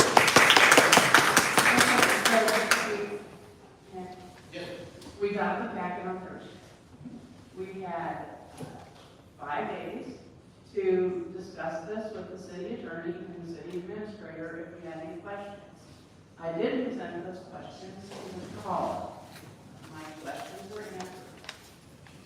I think what is frustrating me at this point is that we keep seeming to kick the can down the road. And I feel like we are letting our citizens down by being indecisive and drawing this out unnecessarily. I also agree that we do keep stating that we're not prepared, and we read through, and we're not. And I also believe that if we are not prepared, that we're gonna just be reading what we're supposed to be reading within the time that we're getting our packets. And we're not getting the answers that we need. So either we're not asking asking the questions that we need, or we're just not prepared to get here. So, Thank you. yeah, that's okay.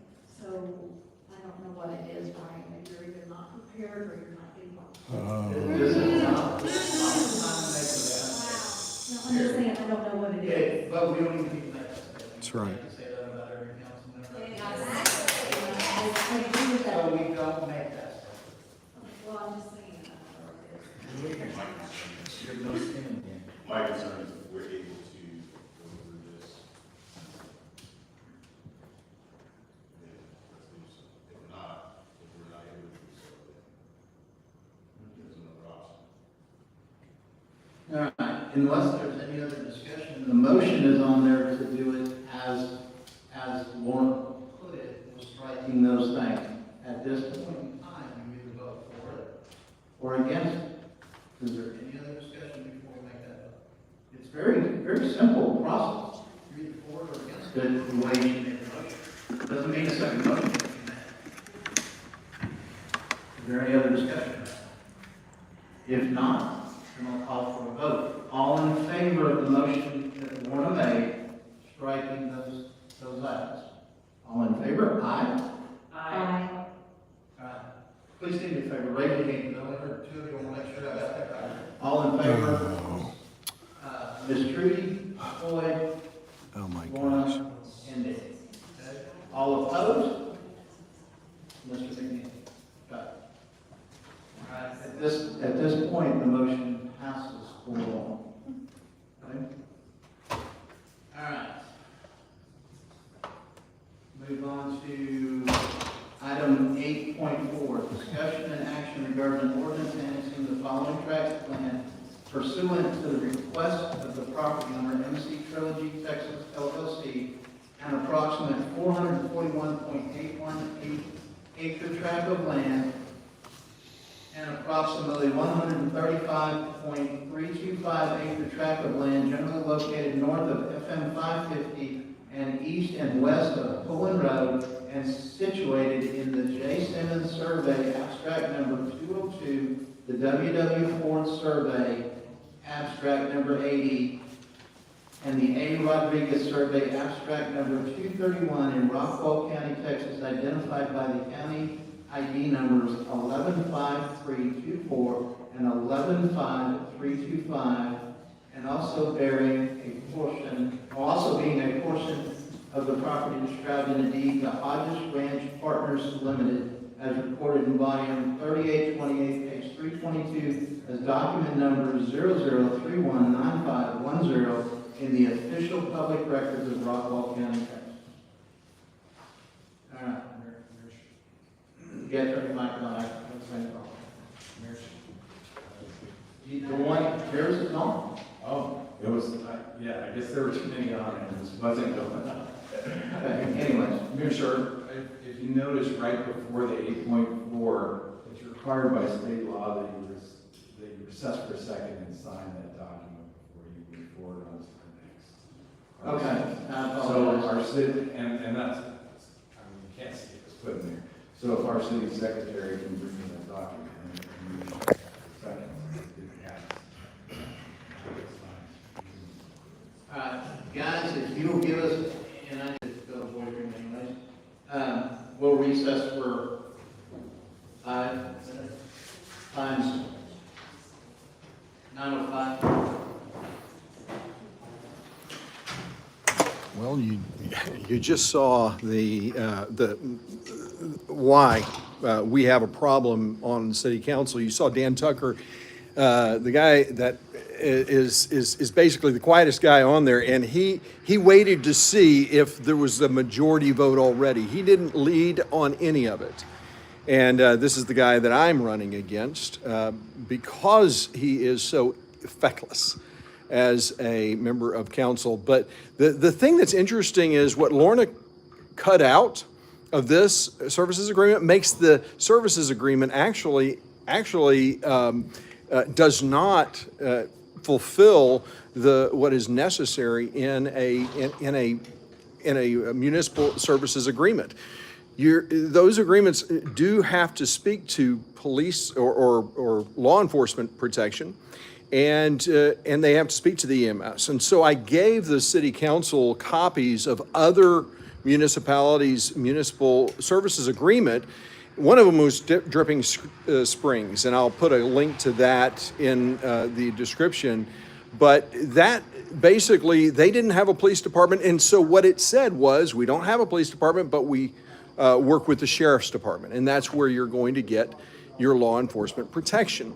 So there was ways to do this, and if Brian McNeil's desire to postpone this vote had succeeded, well, then this services agreement would actually be valid, would actually serve the people. But look, I'm not going to complain, because by striking those portions out, I mean, they're literally taking out police protection and EMS.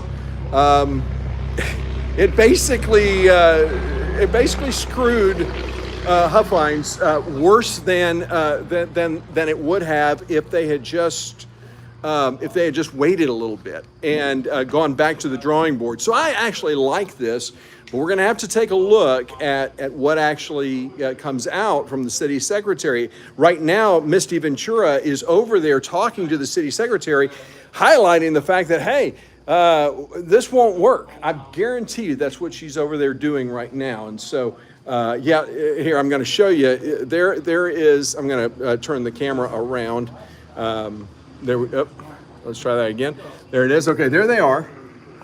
That's Misty Ventura, the attorney for the developer, and Philip Huffines, and they're going through that municipal services agreement to explain to them, hey, by taking out law enforcement and emergency services, which have to be part of that, you basically just screwed us. And so the city council unwittingly.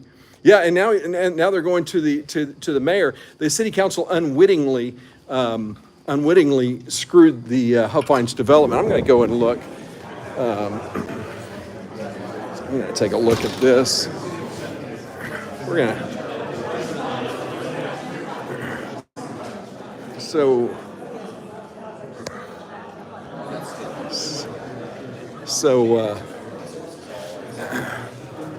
I guess we'll find out what happens once that comes into play.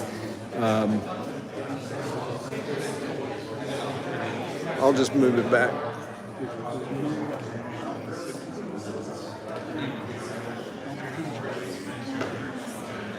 Thank McNeil, because my son has been telling me for several weeks that he's the only one. He's the only one. Yeah. He is. My son's been telling me that for Yep. several weeks. Brian McNeil's the only one who cares about the citizens of McLennan Chisholm, that's for sure.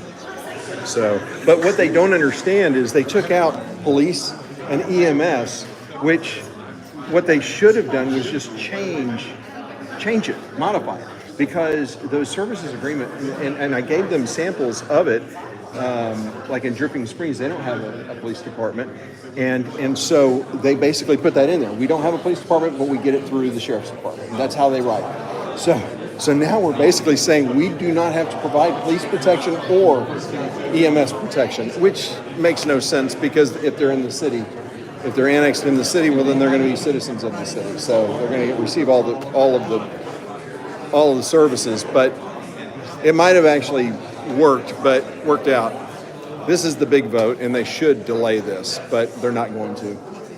They're not going to. And notice Dan Tucker. Notice he was the last person to put his arm up. He was looking to see where everybody else was voting, and then he put his hand up. He's completely feckless. The only thing that concerns me, number one, they can't build shit so they can. Right. So it's like, it's a mute. Everybody keeps bringing water up. Who the fuck cares? Exactly. It's all right. So that could be several years before they get. Yeah, I agree. That's what bothers me more than anything, is that we don't have the road infrastructure. Yeah. Oh, right. No, I agree. And that's what Heath was arguing. Yeah. So That's the biggest. Yep. does Poland run through where they're developing? Yeah. In fact, it's split. So some of it's on one side, some of it's on the other. Right, that's what I thought. So are they gonna improve pulling all the way to 205 or just to their community? What are they doing? Poland Road that comes into 550 will not exist coming into 550. Poland Road will start right about where the Hodges T-Boys place is at. Oh, so it dies. From there at.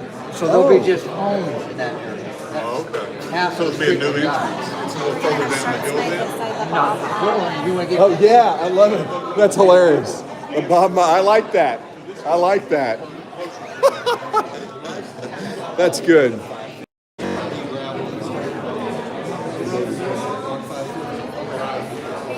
You try to pump okay.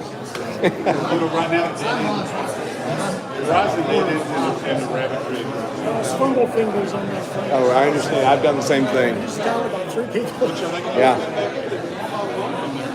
So they've approved the Service agreement, but they took out police and EMS. So if they did what Lorna asked, then they've really screwed Huffines and they don't realize it. So those two things have to be taken out, which I gave them samples of those agreements.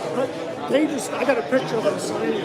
Yeah, good. So did it, what they signed, did they have it through or something? Did someone just take a quid and? I think so. I guess so. I hope so. Maybe they didn't do anything. Well, you know what? I'm going to do an open records request when I get home for that document. Right now, it terminates. They were having piss war up there. Yeah, I agree. I can't believe Floyd McClendon just useless. And you see how Dan voted? He waited to see where everyone else was and then he put his hand up. So, well.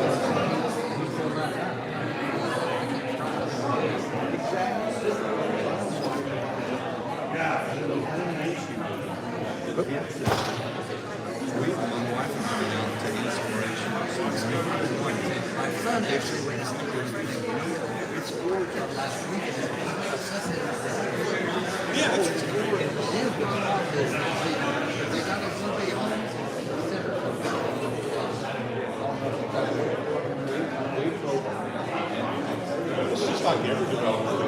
It's really nice on the outside, and then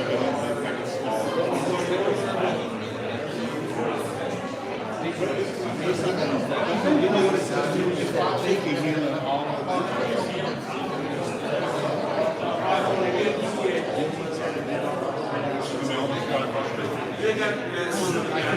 My son is CEO.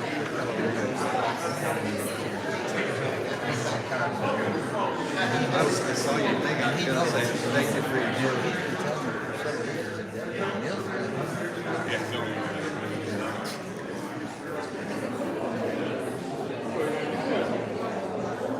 You know what?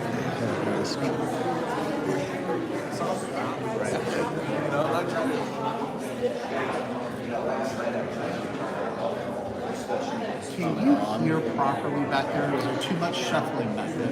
No, it's fine. Would you mind lowering the city flag for a few days in honor of Scott?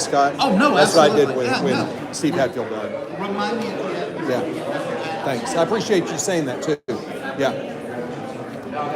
They were saying they couldn't hear me.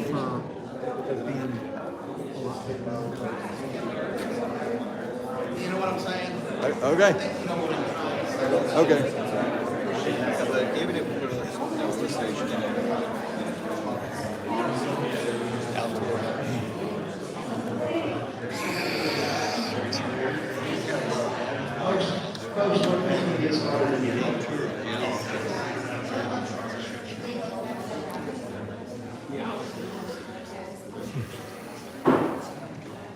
Guys, it's 9:16, I'm sorry. That's just, folks, it's 9:16, we're gonna get this back going. 8.4, it's discussion, I read all that a few minutes ago, I don't want to read it all over. So I'll entertain a motion on that. Mr. Mayor, I'd like to make a motion to annex the following tracts of land as written in item 8.4. Okay, I've got a motion, do I have a second? Okay, I've got a motion and a second. It's now open for discussion. Any discussion on it? I do have a discussion. As you all might guess, I do. I support the annexation of county property into the city. To do otherwise would be a burden on the citizens of McClendon Chisholm. My allegiance is to the citizens of McClendon Chisholm. Our citizens have been supporting the county dwellers long enough. For example, Smith Road. 99% of the citizens of McClendon Chisholm don't even know where Smith Road is, but we use our tax dollars to fix that road so the people in Wellington can get their roads maintained. Silence. Fire. County dwellers don't pay taxes for fire service. My citizens and my city taxes pay for your fire service to keep you and your family safe. The majority of McClendon Chisholm taxes go towards the fire department. Do not be sounding accusatory towards individuals on any of the roads. There's no, Tough Lines wants Trilogy to be part of McClendon Chisholm, and they came to the city willingly. This is contrary to the Talisman Agreement that wants the city to support them without annexation. Also important to note, as we'll see further down on the agenda, there's another dense community request for the area surrounding City Hall, previously known as Triple Creek. These developers are our neighbors and are not being as conciliatory or forthcoming as Hawkins. My voice is for the citizens of McClendon Chisholm, and my actions and my decisions have always been in the best interest of McClendon Chisholm. Self-annexation is your option. You can come and be part of our city if you wish to. So once again, these houses will be there, whether or not they're in the city of McClendon Chisholm. Not true. Our city, if you are not annexed, if we do not annex, will be responsible for those services. So I made the motion to approve that. Otherwise, it's going to be similar, and we're going to be providing support similar to what we do in Wellington, High Point Ranch, High Point, Lake Estates, Poetry Ranch, Chisholm Ranch, et cetera, we pay for your It's not service. true. And that's my comment. All right, any other comments on this discussion? Or any more to discuss on this item? Yeah, I would like to say something.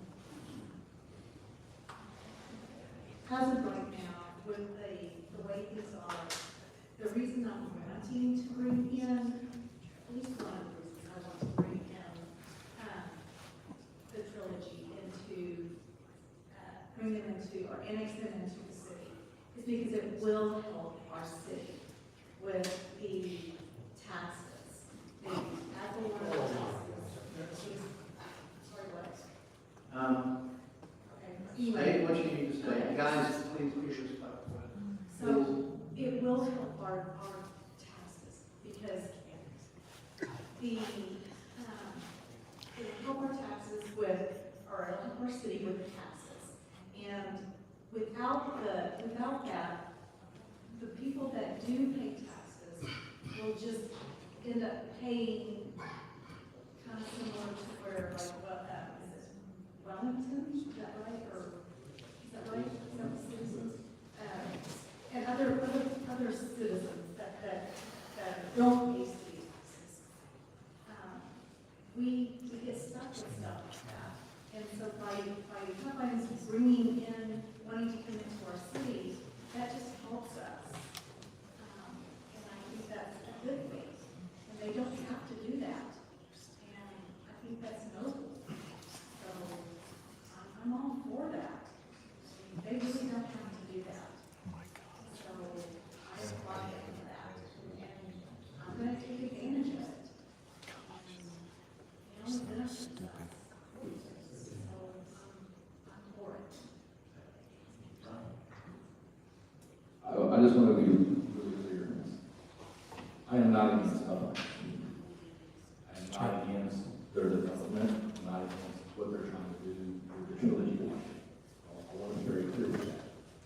I'll also be very clear with, I also don't like citizens coming up here bashing our city attorney, our city reason I say that is because I believe in two-way streets. I try to do everything I can honorably. You may not agree with me, I may not agree with you. That's okay, because that's democracy, right? So the reason I am not okay with the organization at this time, and again, I am not against development. I want to be very clear, I'm not against this trilogy project per se. And as Lorna stated, that she represents the citizens, as do I. I door knocked in my neighborhood, 15 doors I knocked on. Not one of them was okay with this project. They were looking for chisel. I didn't knock on heat. I knocked on the chisel. And I had a very good dialogue. Wow. So maybe citizens you know that you're representing are okay with it, but the citizens that I know are not. And that's why I follow where I'm at right now. But I want to be clear, I'm not against the development. I would like to see the development done where you use the term agreement many times. I understand you're a businessman and you want to make money, as am I, but I think you can still make money by not having 50-foot lots. That's just me, right? I mean, I'm not you. So your vision is different than mine, and that's okay too, right? I mean, it has to be. I don't like, you know, the show that we did a minute ago, because we're better than that here. I'm better than that as myself. I take accountability for the words I said to the mayor, and I apologize to you publicly, as well as you, Warner, you, Trudy, because it's okay to disagree. Right. If we can't disagree and be professional up here, then we shouldn't. Because at the end of the day, this ain't the city of Bryan, this ain't the city of Keene, it's that city right there. So my heart is okay with following where I'm at. If you want to condemn me for that, or be mad at me for that, or say that I'm here for that, fine. I will walk out of here proud. I'm okay with that. This is, I'm okay with representing the citizens of Clinton Chisholm, and I'm okay with being the neighbors who want to do. That's all I gotta say.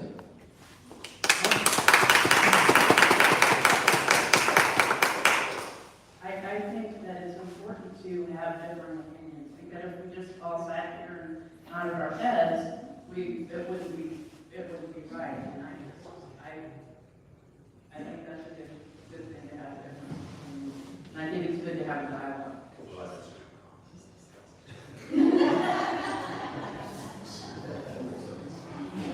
There's always that one in the room. There's always that family member you gotta live with. He's just being so. He's a nutty. Folks, let me explain something to you. When I went on break, I did have to use a bathroom. I apologize to Brian for the way things got out of hand between him and I. But I also want to show you what kind of character him and I were brought up believing in. I want to apologize to all of you for the way you saw me act here. I apologize. Now I will call for votes. Any more discussion? Unless there's any other discussion, then it's up for a vote. All in favor? Aye. Aye. Give me a favor, hands up again. Okay. All opposed? All right. Mr. Beal is opposed, everyone else was in favor, so it's 4-1. All right. The next one. It's a public hearing.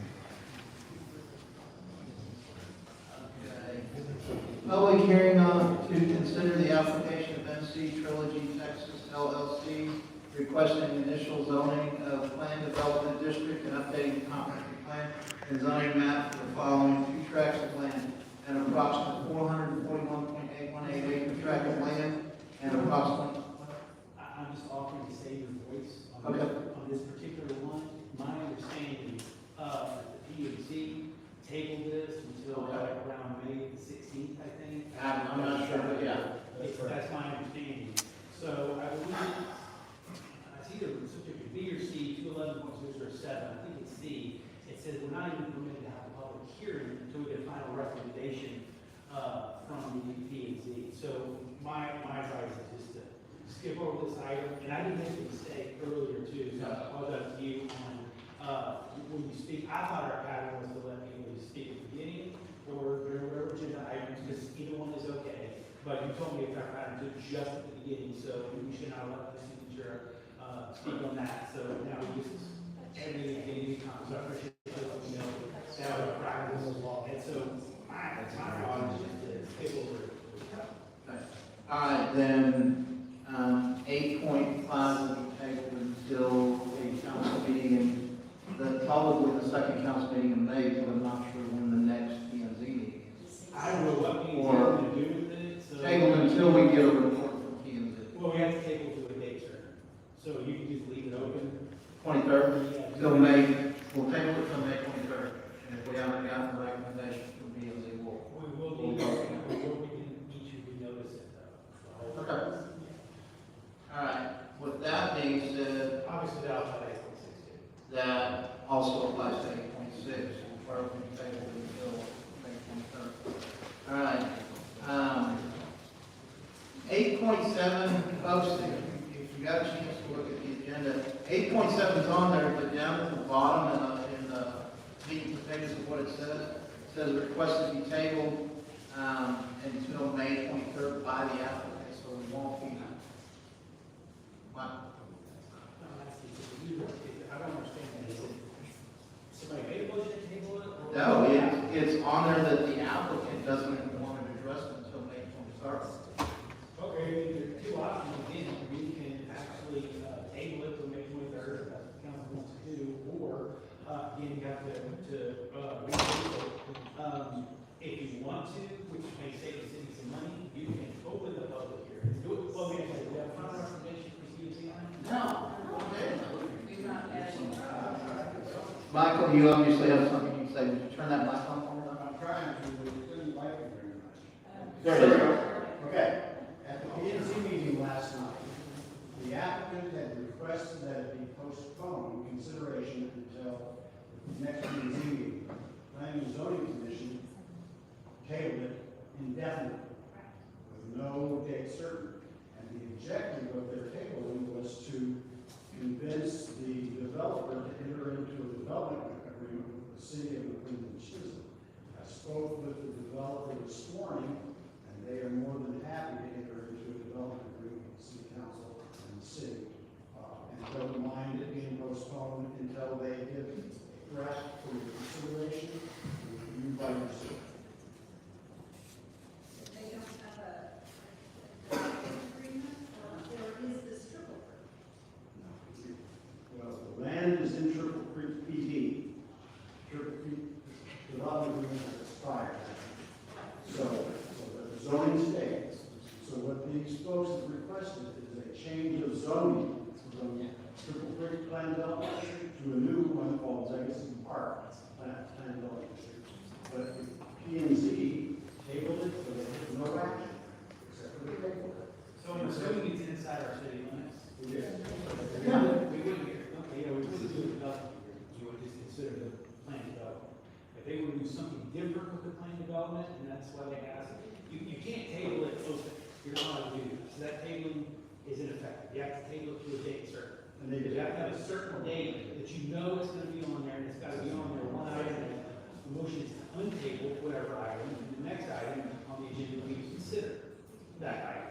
So, now, I don't know what exactly they're wanting to do with the PD, but if they have different ways they want to change the PD, that's fine. They come to council, they talk to council about. I'm fine. I'm actually good, yeah. Thank you, though, yeah. That's fine, because the PD, as we discussed, is the zoning ordinance for that particular tract of land. But there would be any type of development, but if we would discuss like terms and conditions, things like that, that's. We have nothing except for that, put some mounts and some parks. That's all we have. We have no documentation. What about this existing deed?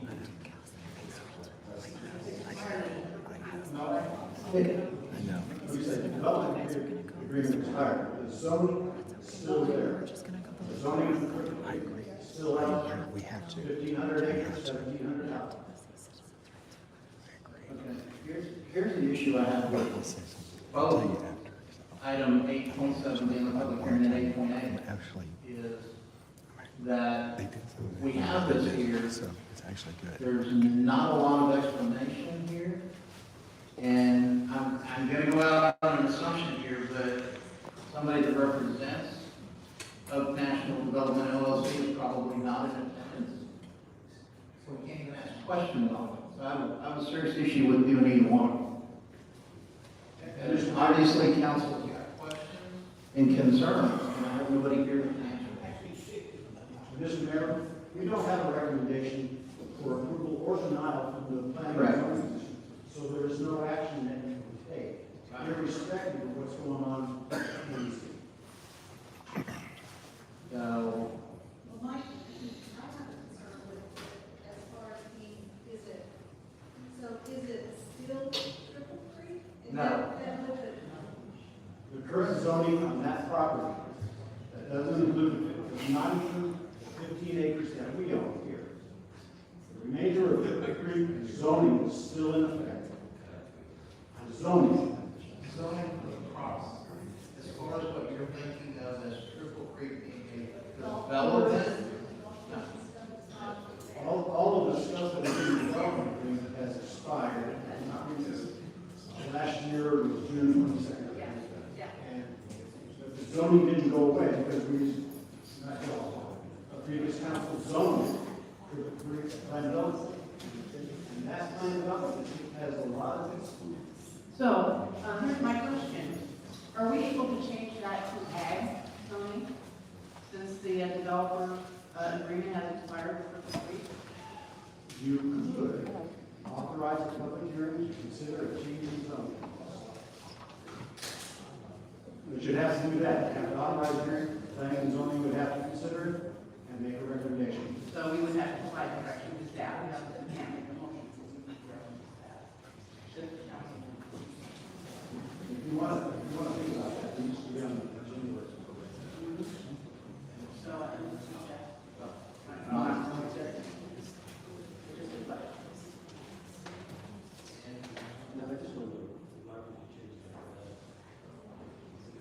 Because then we wouldn't have the amount of homes that are proposed coming into the city, and they would have to come back to us with the money for loans, I think.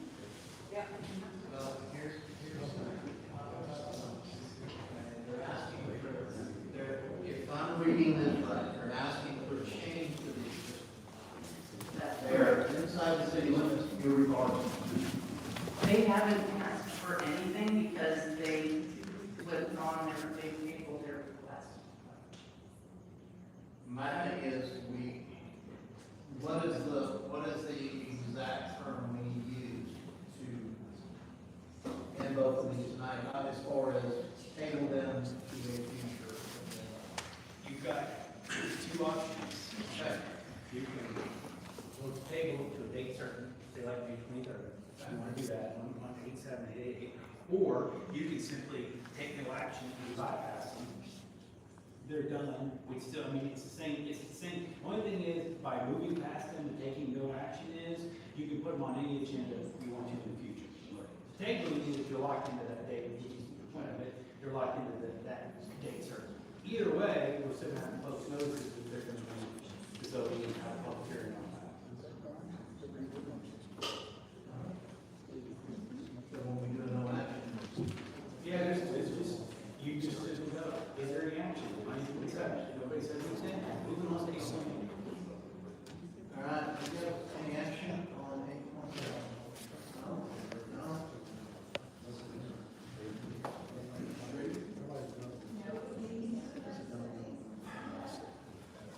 I do.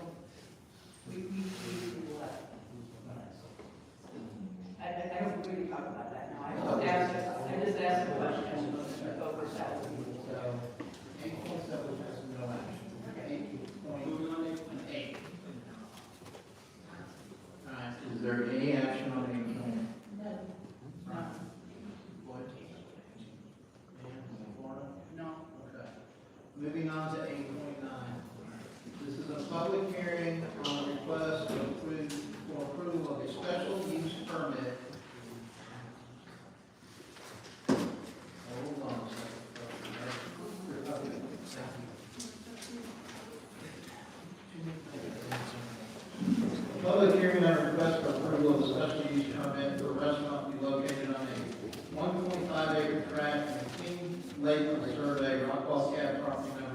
101321, generally located south of the intersection of FM 550 State Highway 405 in McLennan, Chisholm, Texas. All right, the time is 9:37. Public hearing is open.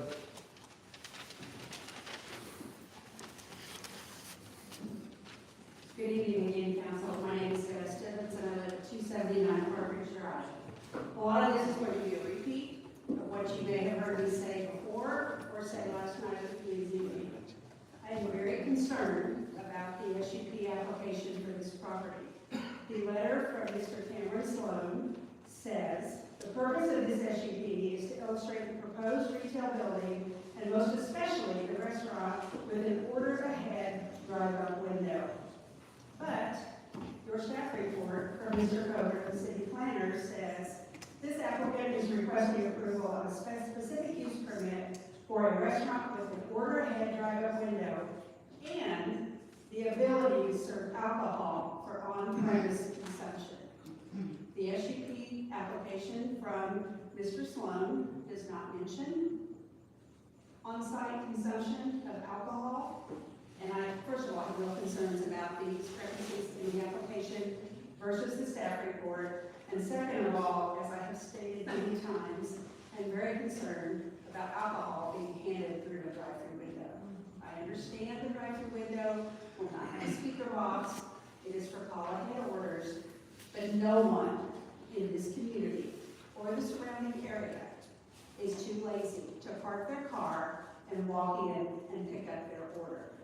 Alcohol coming out a drive-through window, I'm not a teetotaler by any means, but that absolutely grates on every nerve that I have. So P&Z is going to recommend it to deny this SUP, and I would ask you to uphold their decision.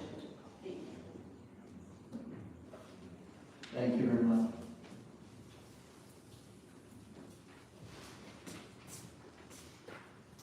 Argument or no partial draft. My opposition to this is very simple.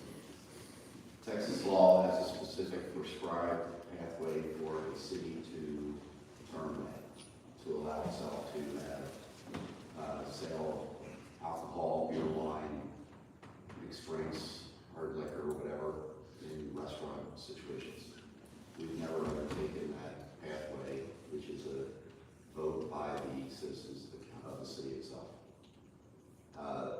There is a provision through Texas Alcohol to bypass that and go to a special use permit. But I think that bypasses the spirit and intent of allowing citizens to have a vote on what they want to see consumed within their city.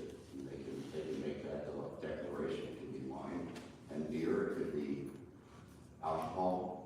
I mean, I agree with Bev's comment, handing out through a window just gets to even further.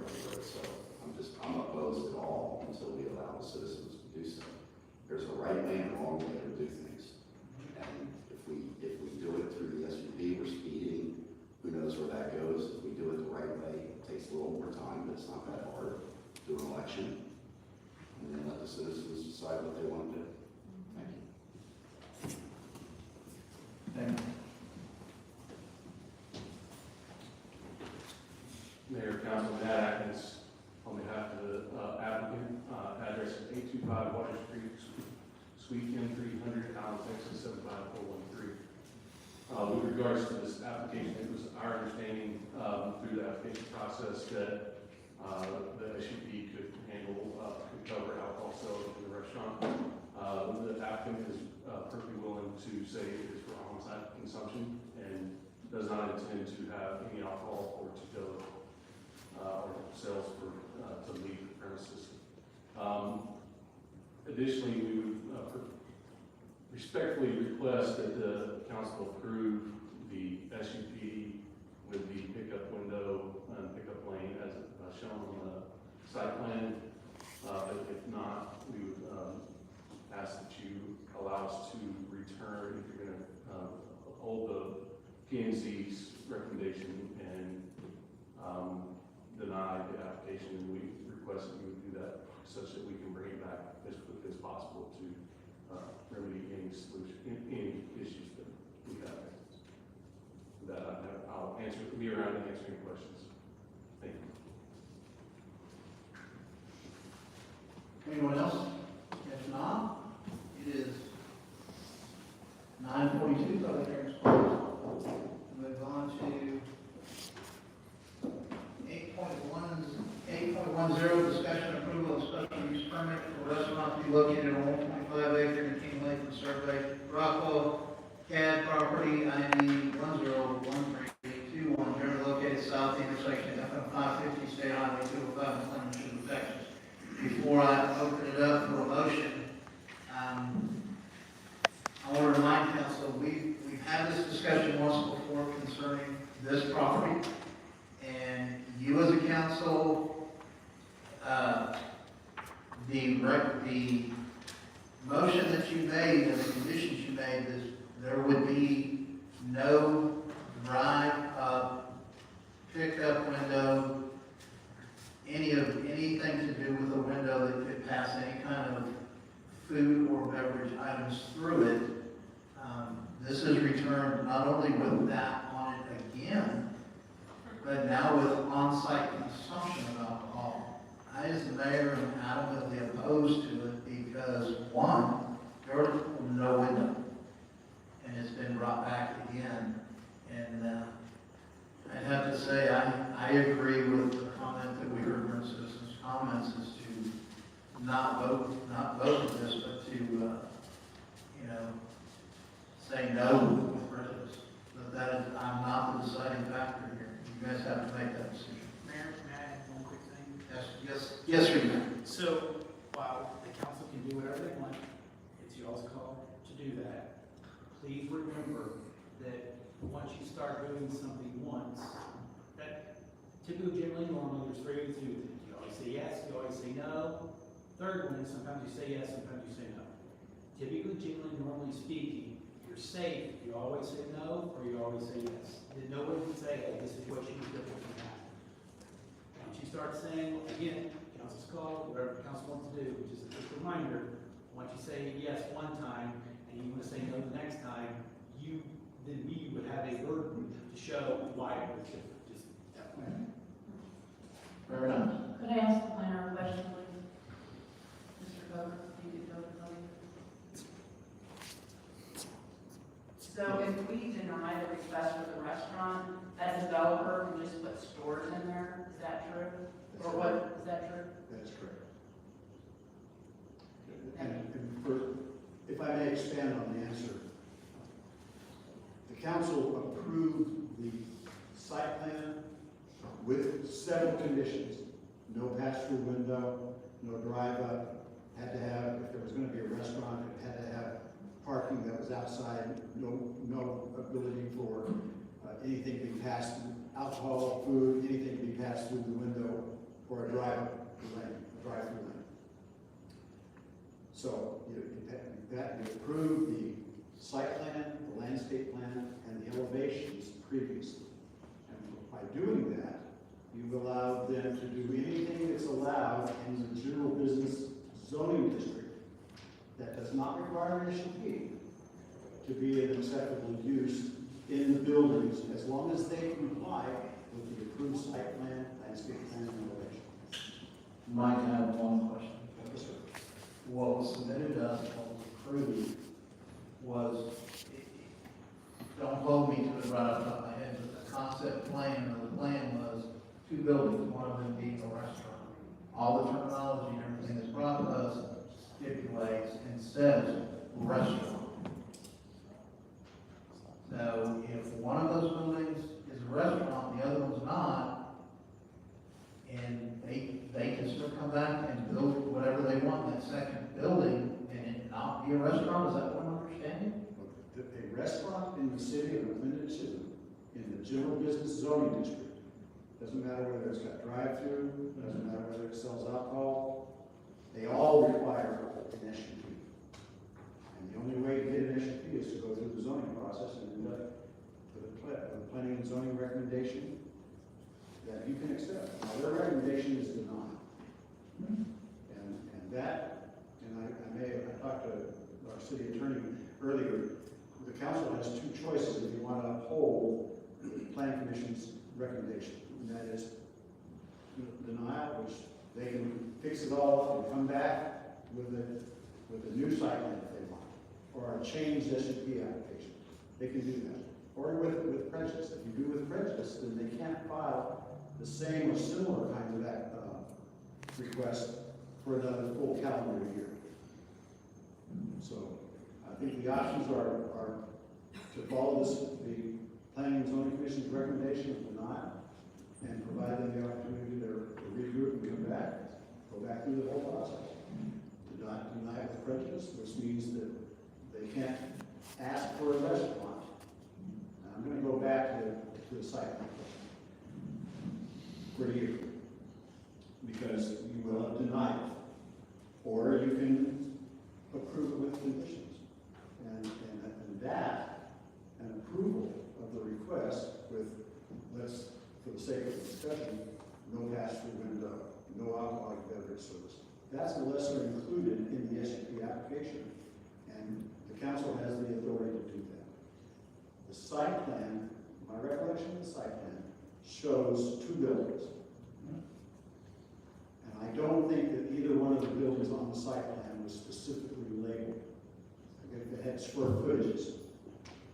And the site plan showed the drive-through and all the rest of the stuff that we dealt with at that hearing. And I need some help from our city attorney as it relates to the site plan. My belief is that if they can't get an SUP for a restaurant, then that second building, the smaller of the two, the 2,500 square foot building, could be any legal use that's authorized in the general business zone. That's my belief. If I remember right, it was supposed to be a sit-down restaurant. That, Am I wrong? no, you're not wrong. That was the discussion. That was the discussion. But I don't think the site plan specifically says that. I mean, it's been a while, I don't even remember what the heck we're supposed to be looking at. Yeah, the discussion was really centered around two buildings, one being a commercial building, and the other being a restaurant. Right. The retail building and the restaurant. That was the discussion. Well, here's the thing, guys, let's not keep kicking this can around. Mike, I understand exactly what you explained to us, and I appreciate that. The issue is, if then roll back up again, you've already said no, and what the conditions were. Okay, now your option is you can either say yes, you can say no, or you can say no with prejudice, which Mike explained, means they can't come back to the table for your option. You have already spoke and told them no window. And what is it with questions was it? 1 year. 1 year. They can't come back for you. So I'll entertain a motion on this. I'll entertain a motion on this.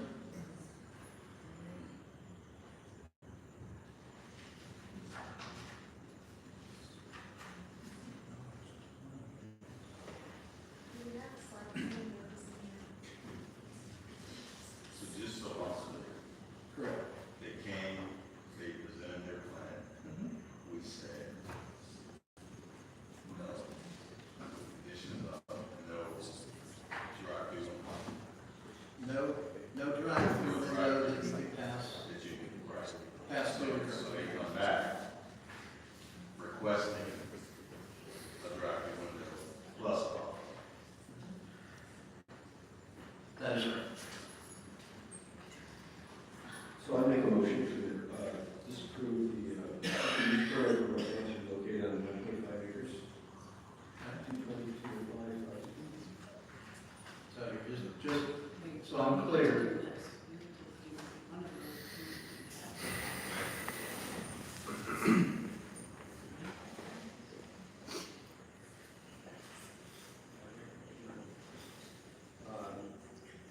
You either make a motion to approve or a motion to deny. Motion to deny. So, finish out with the special use permit for deny item 8.40. I'll make a motion to deny the special use permit for a restaurant to be located on Got a motion, do I have a second? I'll second.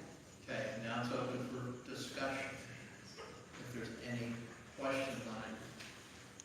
No, I don't have any questions, I just don't think it would be punitive and ask for prejudice. I mean, I would like to see them modify their, you know, percentage again, and not to expose here.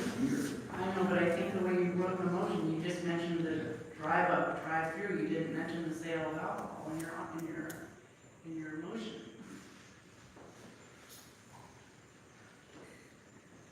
Would you? Then we'll take a vote on it. If the vote doesn't go, we can ask for more. All right. All in favor? Aye. All opposed? Aye. Opposed? Okay. Okay, I didn't hear you. Okay, so they're against that original motion. Now I'll entertain any other motions. Mr. Mayor, I'll make a motion to deny the request for a special use permit for a restaurant with drive-through, drive-up window and sale of alcohol for on-premise consumption. Okay. All right, I've got a motion, but I'm sorry. I'll say it. All right, any discussion? My issue is they coming back with the same request, and we were clear that they needed to change. I guess I was giving them the benefit of the doubt and they just hadn't cleaned up their people. I don't know. All right, the motion's there, the second's there. If there's not any further discussion, all in favor? Aye. Aye. Aye. Brian, aye. Okay. Floyd? This is denied. Hmm? No. Okay. Show that unanimous that it is a no. All right. What? Wait. Wait a minute. It's not, Yeah. we all said aye. Did you say aye or? You're opposed to the, Motion. you don't, you're opposed with the ability for them to come back. You, yeah, so it's. All right, so there's 4-4, all opposed? Aye.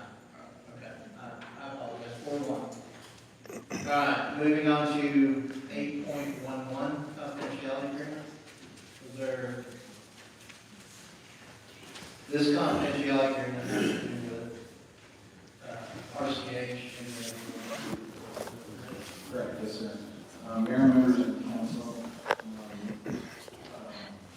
we have met with board members of RCH. We've been trying to get inside RCH and evaluate their system, evaluate technically, fiscally, administratively, to understand what their CCN is, what their water system is, so we can do our better due diligence of doing that. They have, for, as has been mentioned, multiple months, given us a few different reasons why they let us enter to do that type of analysis, from talking to their attorney to various other things. We had a discussion with them, and they finally came and said that if we could have a confidentiality agreement, we will let you in. They went to their board, and I'm not sure what exactly happened in the board meeting, but my understanding is that the board is amenable with this confidentiality agreement. And if you see, there's on page 154, 164, the third page in, there's yellow that they requested changed, which has been updated into this agreement, so that they would be willing to approve this confidentiality agreement, in this case, the city council did, and then let our technical and fiscal and administrative people in to evaluate their system and create a study to bring back to the council of what the CCN is, what their evaluation of the CCN is, from all the technical aspects, storage, water type, I mean, everything within the water system, to the fiscal analysis of it, including our Director of Finance, Mr. Smith, and go in there and analyze and bring back and create a study to show the council what's involved in their system. What's in good shape, what's in bad shape, what's potential fiscal needs, how much money they have, but they want to have this confidentiality agreement signed.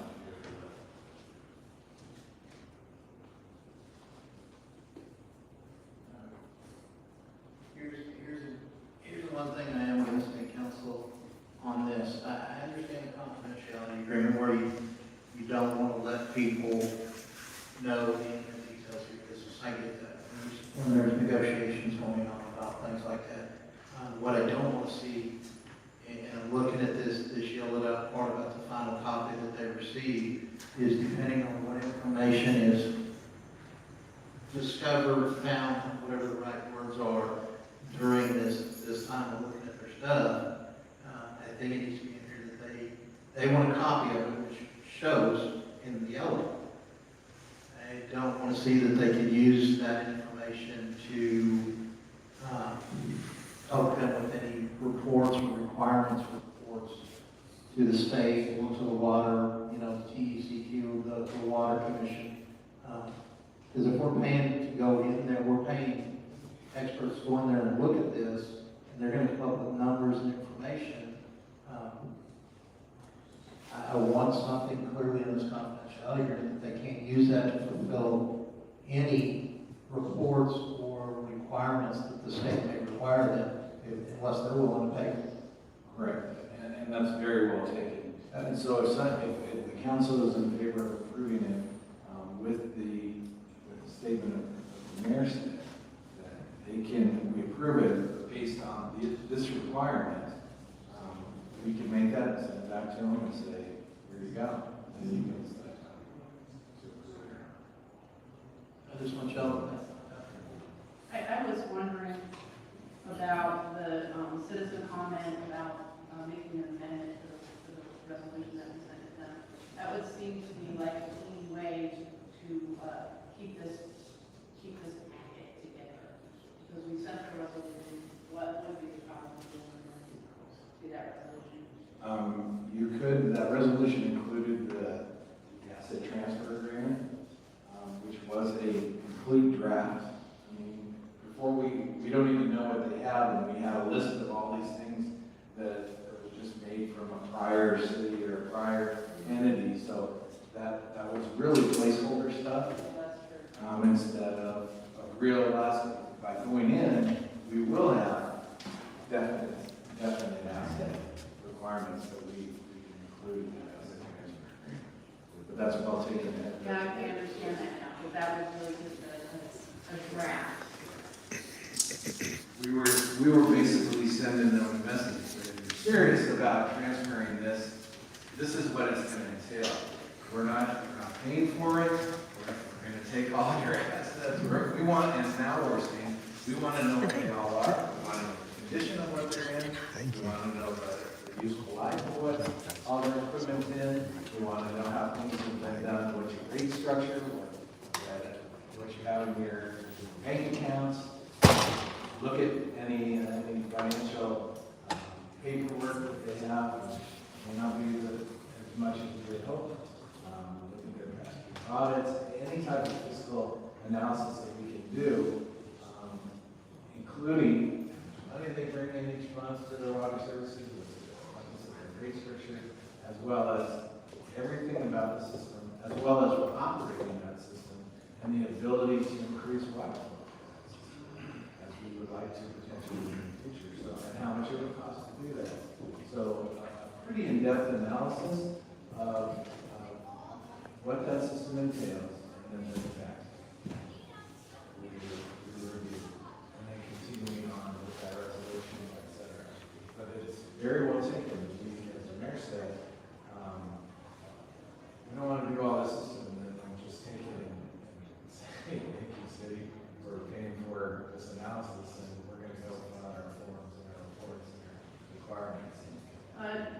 Might it be a good idea to show this, if we haven't shown it to the water attorney that we hired? Do we already show it to her? We just are illustrious to the attorney. I mean, it might be. It's only basically a draft. It was a draft. Luckily, they approved it, but then they came back. No, I'm talking about the confidentiality agreement. Oh, that's what I'm talking No, they haven't reviewed this yet. I mean, sorry. Our CH house. That's why I should. So, I explained to you what I saw. I'll entertain a motion. Go ahead. No, go ahead. If we have a motion and then we get discussion. Go ahead. I'll entertain a motion on this confidentiality.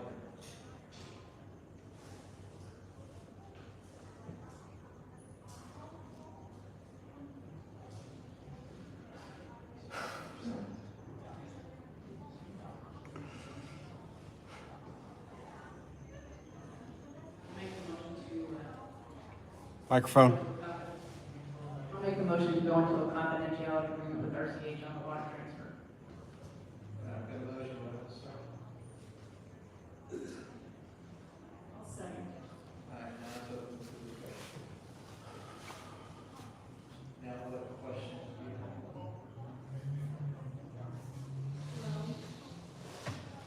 I would like to suggest that we do have our water attorney look at what we have gotten yet, but I do have a problem with confidentiality and who we do have doing the work for us. I do not believe that we need to have Ray Smith looking at the financial. I do believe we need to have an auditor looking at it, not a.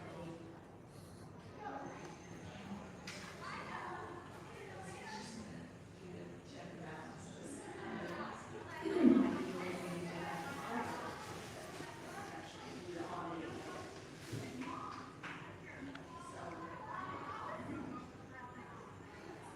And then I also believe that the first part of it, that Mr. Keller and John has dates and things that is important and holds them accountable. I believe that's very important. So, more things I could say, but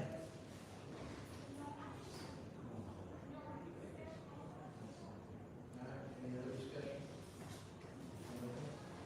I would agree with the, see if we can get our water company to look at it. Here's for the draft resolution.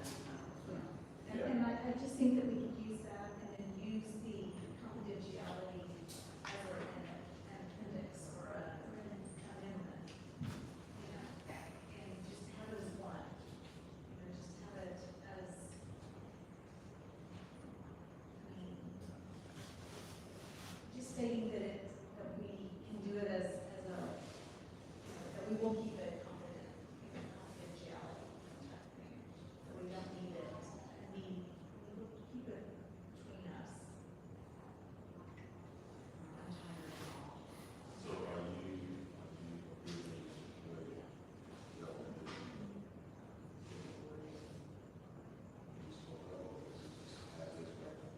Well, my motion didn't, I didn't really put a change in there yet, but that would mean that y'all would say no, that's what I said. You can amend your motion. If I may suggest, Mayor, if y'all want to have Emily look at it, I think that's a great idea. Like I said, I was just asking for a rough draft, and I know it's, you know, over, so I didn't know about that. So it's fine, so just for everybody to be on the same page, that might be the way to go, is to say, hey, direct counsel, go send it to Emily, and then bring it back on a later agenda. And also, Mayor, if I can add,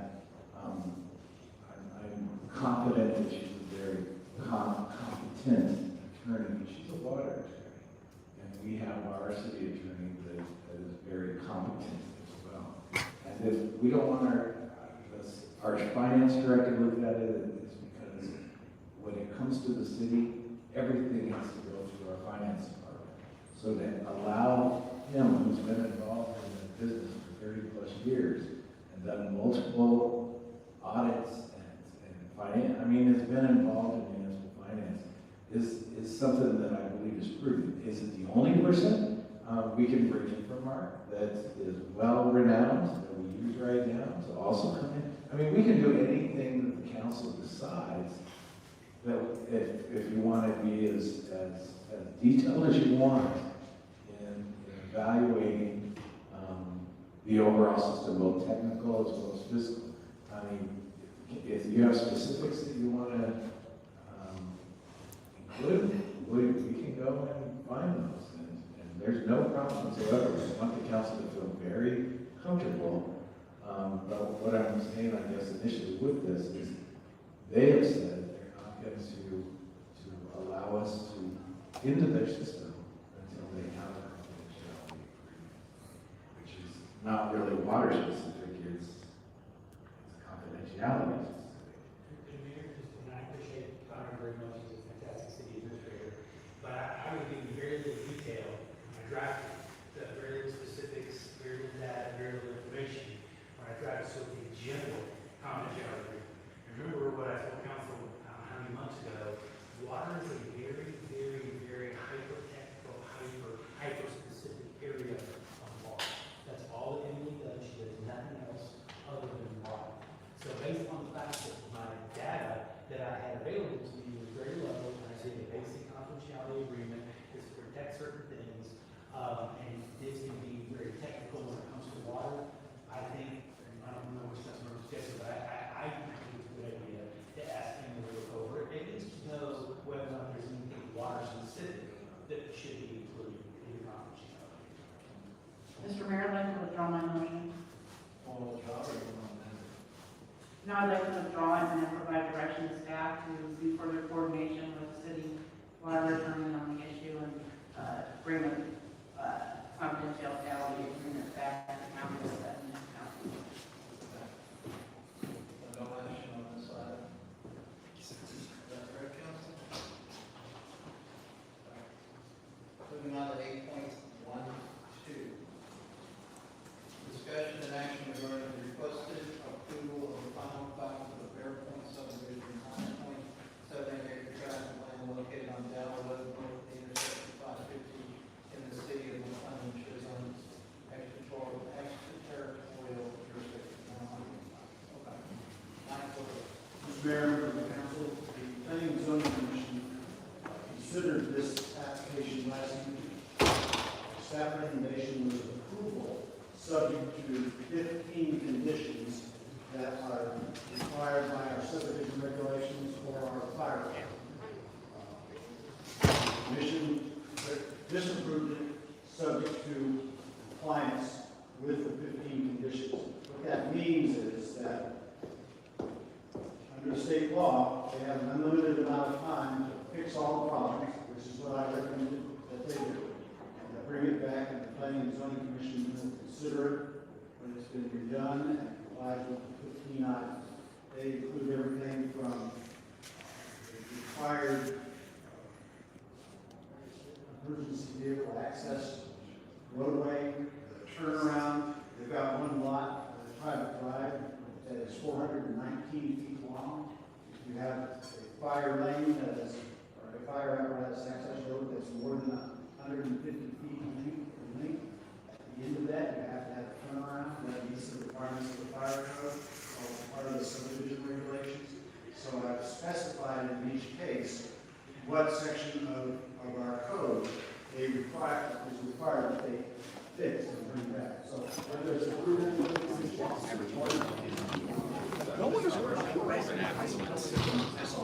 Okay, so I'm going to end this show because you just heard in there that the city hired a water attorney because they were a specialist in water, but the city didn't find it necessary to hire a an attorney that was an expert in real estate and land law for this development agreement. So it demonstrates that there's something going on within this city that is really rotten.